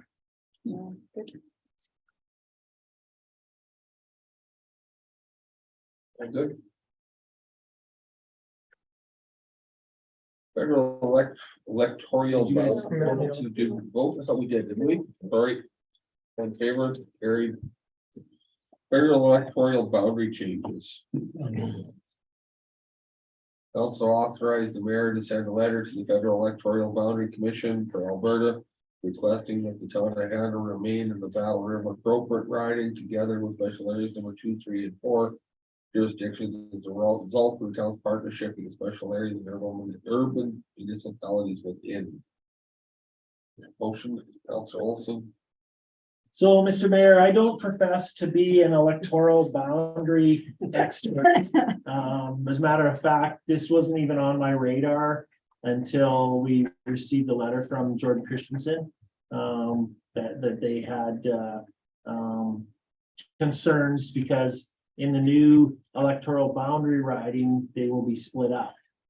So it won't be 2, 3, and 4, and they're trying to, in the same federal boundaries, so they're trying to advocate to the representatives that they think that they should stay together. Because they operate as a unit for 2, 3, and 4, and that they, you know, it's like anywhere else. I know I've done a little bit of reading. A lot of places, you know, Innisfail. Well, we don't want to be in Bull River. Just you get used to certain communities and certain flavor, and you don't really want to change. So I think if council approves this motion, you know, we'll see whether it makes any difference, makes any changes, but certainly if this goes ahead, we will no longer be, we will still be with 2 and 3, but all the northern part of, you know, Battle River Crowfoot will be gone, and we'll be dealing with a lot of southern municipalities, who don't typically associate with on a lot of situations. So if council supports this, we'll see what happens. I can try and answer any questions, but I certainly don't profess to be an expert on the electoral boundaries. Well, can't see any reason why we wouldn't support. I mean, to me, it's imperative that stays together. I mean, it's like having half a county in one jurisdiction and half a county in a separate jurisdiction, so. Yeah, certainly, I think special areas has a much stronger argument to the commission than we would, but potentially us coming in a supporting role to their request, you know, may carry some weight. So bottom line is they're trying to find 3 more ridings in Alberta to fit them in based on their review and our population increases. We're due 3 more ridings, so they're trying to put them in. Innisfail and 3 Hanna. more, isn't it? No, there's. Is it 3 That's last an year? example. Well, of- in I thought I read it was 3 more. We have the- No, it is. sorry, yeah, 3 more. Yeah, 3 more, but when you take in the, if you mind. Am I okay, Ms. Ray? When you take in the population changes between the cities and that, so basically. We lose again because we have a dwindling population. So I believe we're proposed to go in with both. yeah, And so that's like Strathmore Yeah. and South. So it's not great. They carve special areas up into 3. We'd lose. I remember Parliament, Damien Kirk, because he's currently residing in Concert, so he would stay in Battle River under the proposed, and we would end up with. Yeah, Hanna, Innisfail, Bowden, Oyen, 3 Hills, Trochu. We get the new premier. This is federal, not provincial. yeah. So I just wanted to bring this, Trying to think if Martin's our Yeah, Martin. Yeah. Shields would be our MP. you then. would be our Just trying to remember where's where on that federal, but. Yeah. And it's due provincially. Probably after this May's election, I think that'll be done. Provincially, I think it's every 2 election cycles that it has to be looked at. Anyways, I would take in special areas number 1. Would be that. Yeah. it would. Too bad they're not looking at a heavier populated area. Well, that's all we could do, the boundaries on this Oh, population, right? No, I know, Strings but on- Strings on the map. yeah, I realize that, but go towards a higher population area. Smaller populated area. They do committees of. Elected officials. And when, depending on the party that's in power. can shuffle the lines, accordingly. how they like to see them Yeah, shuffled. Same thing happened provincially, the NDP were in power. You notice a lot of writings around Calgary ended up with some rural component to mix the rural urban, so it really made a mess of things. Fringe. Deleted it. Okay, any other information? Hearing none, all in favor? Yeah. Gary?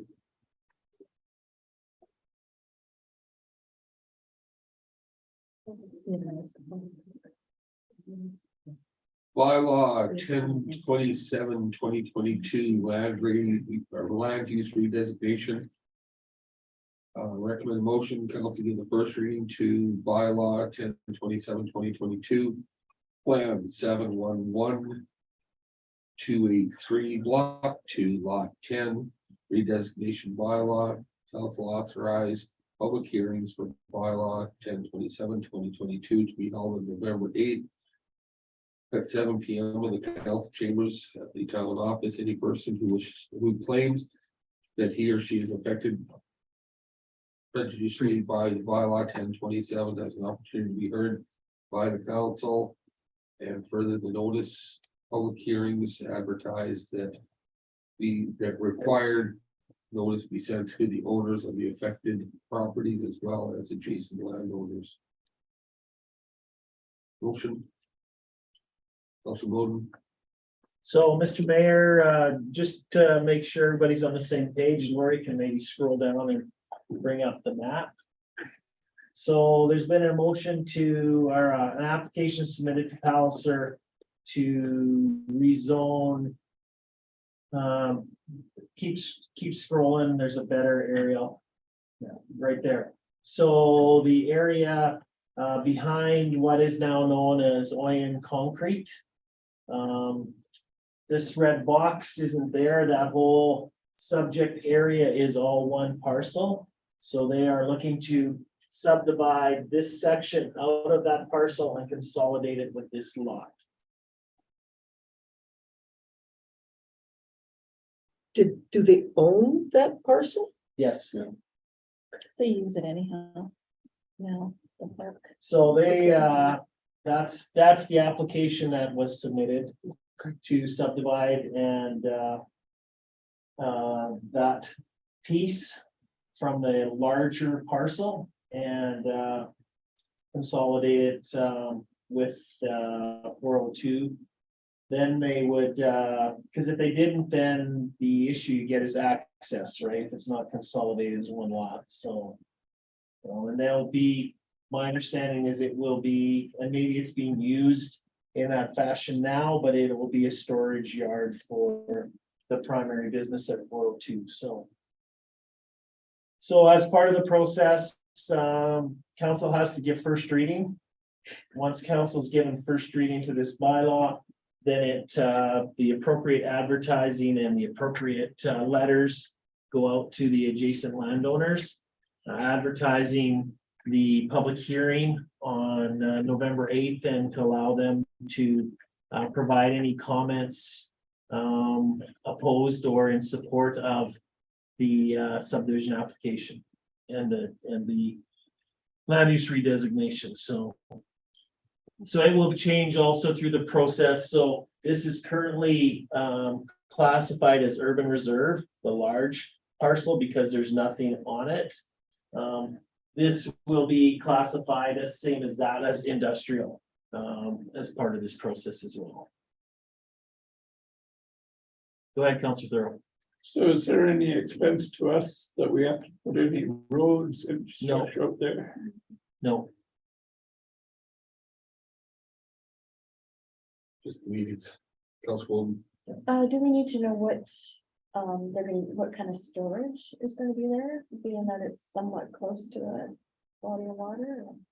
no, as long as it meets the requirements in the land use district, storage yard.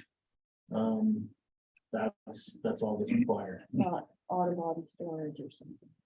right? Yeah, machinery storage now. But it will be as part of the process. All of these get sent to all of the utility companies, all of the provincial governments. So whether it's environment, whether it's fisheries, transportation, they all receive this notification. And if they have any concerns with any of the applications, the onus is on them to respond with those concerns. Will it increase any tax or anything on that land? Slightly, because going from urban reserve to industrial. Be slightly, because the land's vacant and there's no improvements on the land. It's probably not gonna be a significant difference, but You would think that. Once it becomes part of the main property that the building's sitting on, the improvements of the entire buildings on the land go to the whole lot. Yeah. right, yeah. We did the exact same, I own 404. To the north, Yeah. exactly. That's mine, and I know. I did exactly the same thing. That's what I was gonna ask. And I wanted it as a separate lot and they wouldn't let us because we had to put a road in to keep it as a separate lot and it was, Well, again, it goes down to access. Yeah. Well, I just, by the looks of that aerial photograph, I'm guessing that the large portion of the lot's being used already. Yeah. Yes. Yeah. Yeah. It has a There's little sort way through it. of material out there. whereas ours was a purchase at the same time, so it was. Cement Yeah. principle through it. So that's all I have for that, Mr. Mayor, unless Okay. there's any questions. All in favor of the motion? Carried. Mr. Mayor, would this one require two motions, one for the date of the public hearing and one for first reading? There is, well, it's all, we've always combined it as one. All right.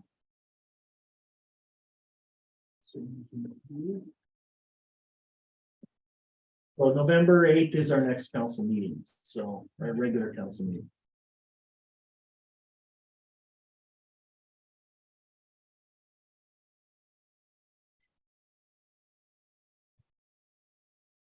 Carried.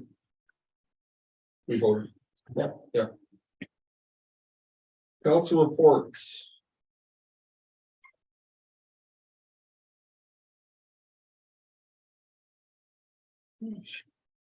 Everybody's had a chance to cruise through them.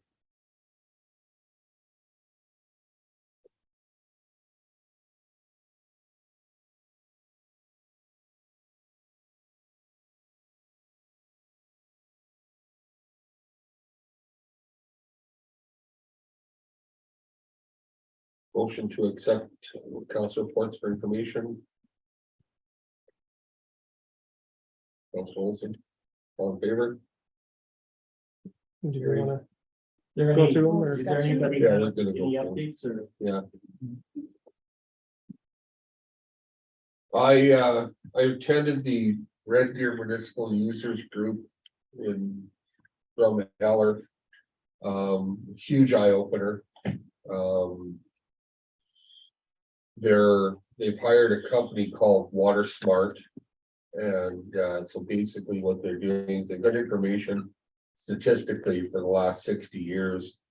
And so what they're looking at doing is doing a worst case scenario of the 3 worst drought years we've had in this area in the last 60 years and placing them back to back to back to see what it would look like in a, I guess, for lack of a better, worst case scenario. $25,000. They have money in place to do it, so they're not gonna come banging on our door looking for more funds. The part that I found, I don't know whether it was informative, is the Old Man and the Bow have a similar users group, but they have the irrigation districts on board. And so my question was, we can go ahead with these studies and things, but what happens as far as irrigation and agricultural land? And I know the Tabor group, that's on the Bow, I believe it is. The guys I buy corn from, they got their water cut drastically early in the year because there was no low flow, I should say. Got reinstated towards the end, so the municipal users group is in contact with EID and the other one. Oh, I can't remember, I apologize. But yeah, ultimately, there's 3 groups involved in controlling the flow of the Red Deer River. So I had an interesting conversation today with a fellow saying, you guys get your water out of the Red Deer River, and I said, yeah, well, how, there's no water in it, and it is as low as it's been in a long, long time right now. That being said, the Dixon Dam is very full. So, but that's what's going on with that. And speaking of, was there a fire down in Emerson today? Yeah, big one. Yeah, I'm not sure the exact location, but Dutchess and Newell County and Cessford was the only special areas. I don't know if they got called in okay, eventually. no, I had a guy inquire about it, so. Never did hear more on it. Okay, so yeah, that's there. The Delia thing, I don't think is going away. I think they're actually gonna have to do the feasibility study as to whether they're gonna stay viable as a village or not. Kind of the feeling from a few people. I really don't know why they're calling me, but they're calling me going, what do we gotta do to push this forward? So I we reviewed it that night. And but yeah, I don't think the village of Dealey is long to be a village. I suspect it'll be Starland in 5 years is kind of where I see it going. And that's all I had. Counselor Thorough. Oh, I attended meetings in Calgary. I lost 5 pounds. I found out what you're walking. It was good staying away from the conference center then, hey? That was. And then no food, no utensils, it was perfect. I lost a few pounds. That was the Yeah, conference. center. I was talking, but of course, the functions I went to, there was on how we're going to use our traffic. You know, it was great there. They did that one study in Beaumont there about using no person vehicles. Autonomous. Yeah, autonomous vehicles there, and I could see it coming, you know, slowly, but it's going to be an eye opener for some of the communities, and even out in the rural area. You know, when this day comes, nobody's sitting in the steering.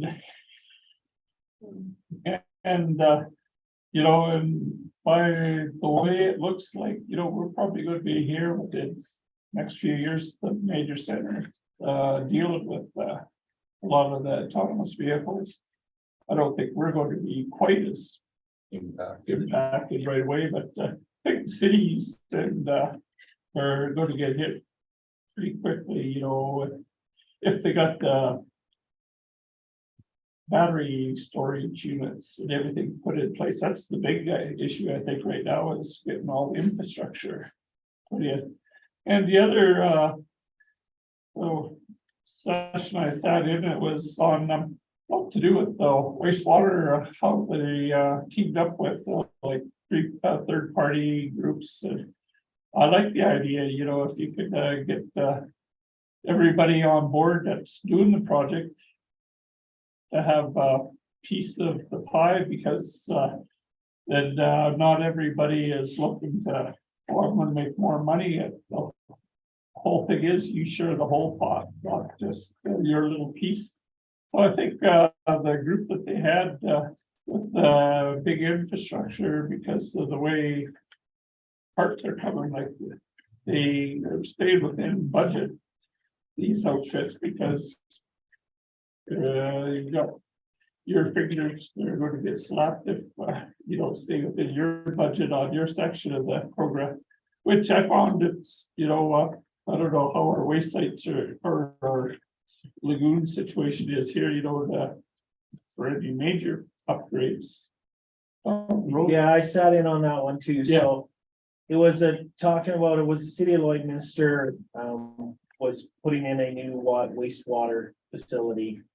$100 million, and they used a new procurement method where they had the architect, the contractor, the town, and the other partners in, so they formed a almost corporation.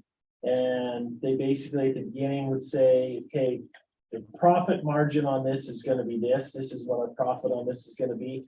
And then they go back out and work on the respective pieces and bring it in, and it's fairly new to the idea. And then the other one that was out there was, Wetaskiwin. They needed to put in a new wastewater treatment plant, and they didn't have the money. Yeah. They didn't have the money. There's no way they could afford to do what they needed to do. So they entered into an agreement. I can't remember that. I think it was with Graham. Was that one with Yeah, Graham? great, yeah. So basically, they went and designed, build, operate. So Graham basically is going to build it, finance it, operate it, and Charge you back. charge it back. So the city of Wetaskiwin will be 30 entering years. into a I think it was 30 years. 30-year agreement with Graham to run it. And what city of Wetaskiwin will pay them $5 million a year. I don't know what it is, but Graham will get their money back. The city had no They didn't have no finances. ability to borrow the amount that they needed. There wasn't funding from the province or the feds for them to do it, and they needed to do it. So they're basically paying Graham to finance the project. So Kind of like a P3. yeah, it's just some different versions that are out there now with on large projects. So Yeah, because this is what they said, with the way product is coming in, it's a good way to go, because they could do one piece, go back to the other piece where they got the parts. And it was bottom line was basically you need lots of cooperation and Yeah, a lot of work. trust Yeah. between the groups that are working together, that they're all working towards the same goal and willing to sacrifice their own profit, not necessarily try and steal it from another section of the project. So That's it. That's Murphy. Well, my apologies for not attending the last town council meeting. I was homesick with a lung infection. That took a few weeks. The one meeting I did attend was the Acadia Foundation. They announced their new CAO. I was not invited to be part of the selection process, surprisingly, considering we clash in every meeting, but I do my best. But they hired Shalane Woods. For anybody who does not know her, she's a registered nurse, and she has accepted the is position. she local in the region? She's a nurse in Oyen, I believe. And I believe I've met her before. what's her name? Elaine? Shalane Woods. But I So didn't get that to would meet her. mean that the office would move to Oyen. Yeah. Katie Foundation then. Do they basically move wherever their CAO is? Used to be annoying for years. It actually still is in Oyen. They never moved to? Never moved it. Okay. So the staff drive out, and every month we change locations. So, Yeah. I'm looking Do you forward to know, it. Councilor Murphy, just whether Katie has done much discussion about budget and requisitions? We've had, every month we have our review of the amounts. We still have obviously only 60% bums and beds in Hanna. And it's the same in Consort as well as Oyen. Oyen's a little better. So far, so good, because the federal government has continued to offset our losses. To this day, they continue to offset the losses. So the Acadia Foundation has done fine through this, because we've had those losses offset. Once they stop, then they're gonna have to reevaluate how they're gonna do things. They've already cut staff down. They are finally going to hire a lot of the part-time staff were all hired under contract because it was faster, completely unethical. And I strongly encourage them to stop, because they were violating the Alberta labor codes. So they stopped. So now they're going to hire them on as employees, so that they get benefits. They weren't getting anything. Years working there, no benefits. It's right off. So hopefully it'll start to improve. And from what I understand, the person that was hired actually has human resource experience at any level. Currently, the CAO and none of the managers have any human resources training. They've never gone for training. They've never been asked to. They rely on their lawyer for all of their advice. Instead of just learning what the basic rules are about employee-employer relationships. So hopefully it'll improve. It's been a hard year, though. I must tell you, it's been a hard year. I triggered the amount of toxic environment is triggering for me, but that's okay. I got this. Counselor Olson? It's all there. If anybody has any questions, but it's all in the report. Counselor Owen? Yeah, I had the opportunity last week too. I was unable to attend our council meeting and I apologize for that, but I had made a commitment to Community Futures prior to the AUMA. And I decided I would take in their conference because this was the first time ever that anybody from the Meridian region had actually participated, and they really recognized that. It was an amazing conference. I learned so much about the financial part of it that I did not realize the spectrum of it. It's huge across, it's a national organization. They deal with millions of dollars. Unfortunately, I think in this community, and I actually sent a note to our rep, Vicky in Kindersley, saying, I think we need to do more advocacy in our area, because the loans and the money that is dispersed in other communities is vast. This area, we don't seem to have a lot. Even our organization, our biggest loaning actually happens in the Provost region up there. And we've helped lots of small entrepreneurs and small businesses get started when they couldn't get assistance from local banks or other financial institutions. There's so much to tell you about the money and all the rest of it that kind of went through all this that I would, and even for me to put it all into perspective, there was so much that I took in with this, and having understanding the Community Futures National Association as well, the conflicts, the diversity, all the stuff that happens within those groups, the separation. There was lots that they had to work through because of the communication from the upper levels of the organization down to the ground levels where we're working. The other thing it was at the Grey Eagle Casino and Resort, which was identified as being on Treaty 7 land, which, you know, they identify that. It was really interesting. There was two chiefs, Dwayne Mistaken Chief and Norman Eagle Speaker were there. And the one thing that struck me in the last day when they got up to speak, they used this word, it was called need Sadupi, which means human being in their native language. And he said, he made this very, very clear that we are Indian.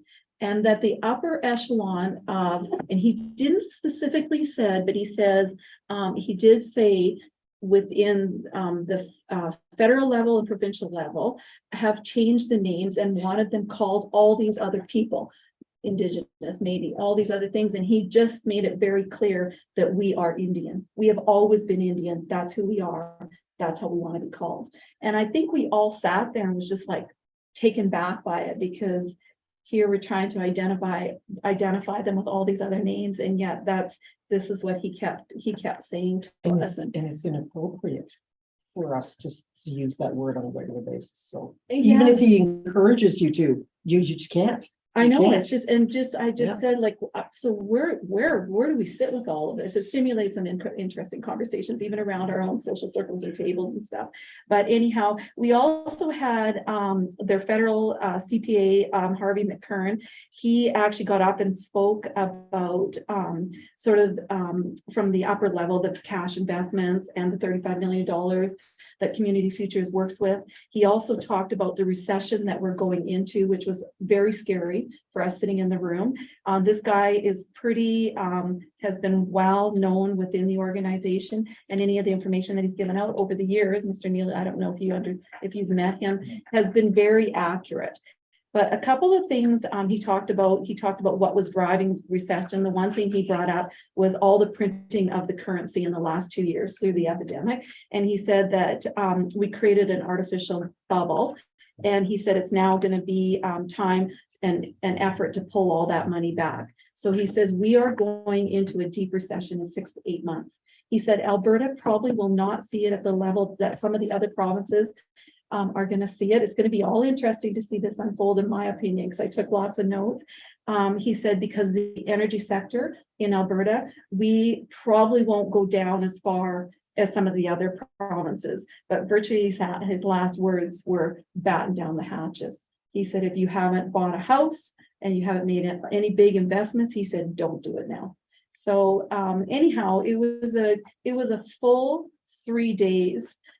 They had one activity one afternoon of just showing us how to resurrect a teepee and showing you how you wrap it and roll it and put it out and take it down and stuff like that. But very informative, I'm really happy that I had the opportunity to participate in it. I learned a lot, like I said, and the financial management of the organization. So yeah, if anybody has any questions, I'd be happy to sit in a conversation. I was just thrilled. Usually most conferences, they're long days.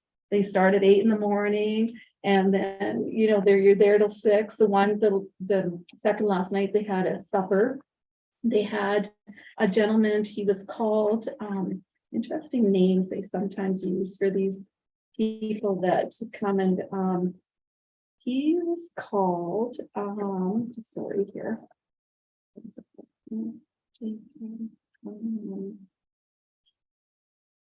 used a different name. Anyhow, he was a hypnotist, but they called it something very different. And anyhow, some of our top, a mind master.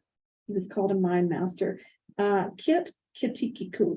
And anyhow, he did hypnotize some of the leaders, board members. So what did you do? I didn't participate at all. Would you tell us if you did? Yeah, I would. I will never participate. I tried once years ago. They said I was too strong-minded. I will not let somebody else take control of my life. I have trouble with my own. No, I wouldn't. It just astounds me how foolish you can be. And afterwards, as people talk to you, engage, like, no, thank you. I don't need to do that to act so foolish. Some of the things they make you do. So anyhow, it was very, very, I really appreciated the opportunity to be able to participate in it. So. Councilwoman. I think mine was pretty much there. I did enjoy the conference and I did participate in one session that had to deal with how to make a council meeting successful or worthwhile. And basically it was come prepared, make sure you've got your stuff, do your research and things of that nature. The other one was regarding small communities and what some people do within their own communities. So it was quite worthwhile. I did enjoy the walks in the morning and the walks back, and gave us a chance to kind of visit a little bit on the way there and chat about the stuff. I got lost a couple times, but that was when I was by myself, so I stuck with the crew. Yeah, see, that's what I talk about.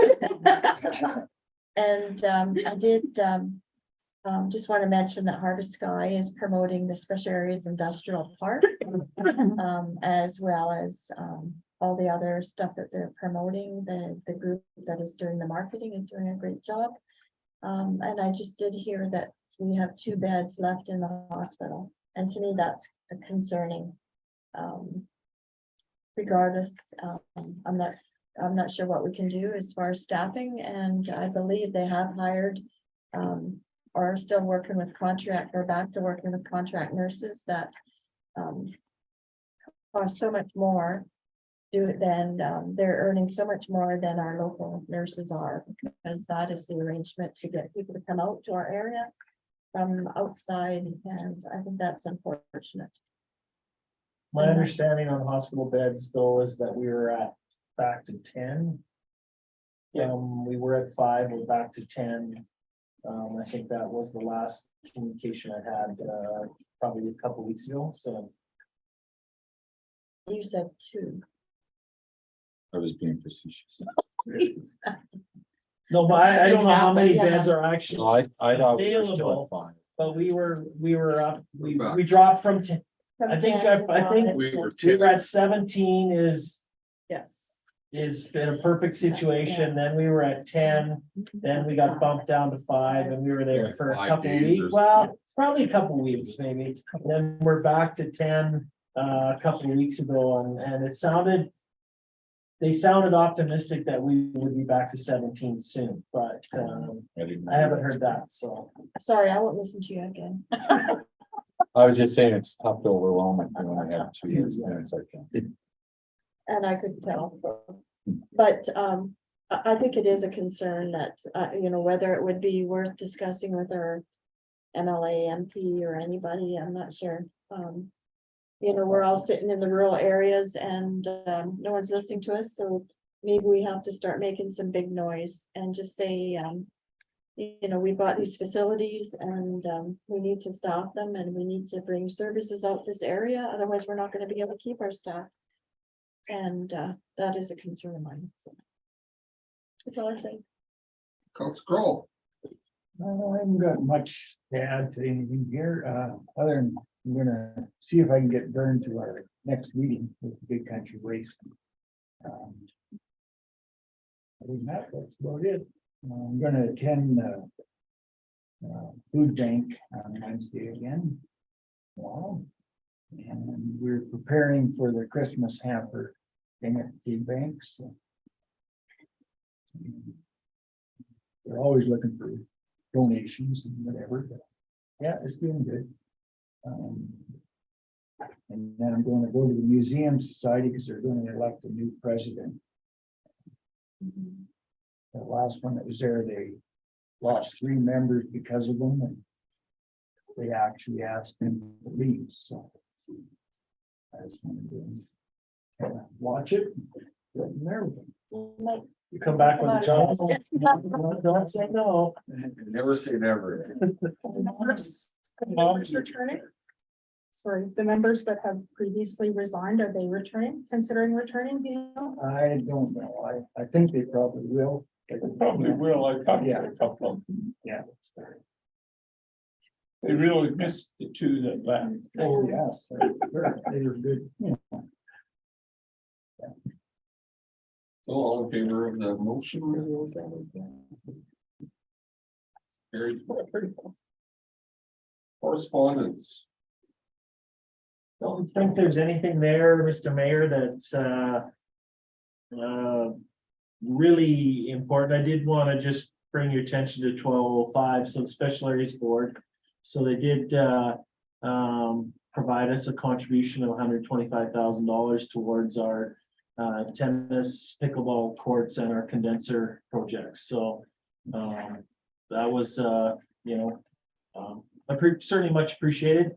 Means that we have to draw 125,000 less from our reserves, which is always good to keep that number up. So I did talk to Mr. Christensen last week and thanked him, but certainly was a appreciated capital contribution. So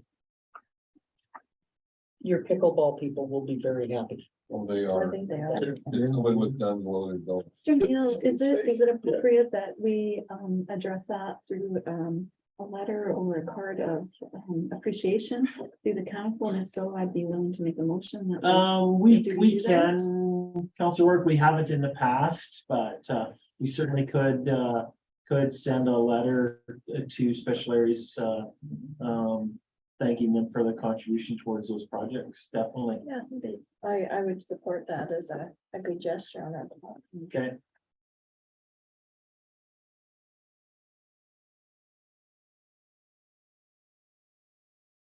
Okay, all in favor? Great. Let's see. Motion to accept. by Ms. Hanna. Thank you. Sorry.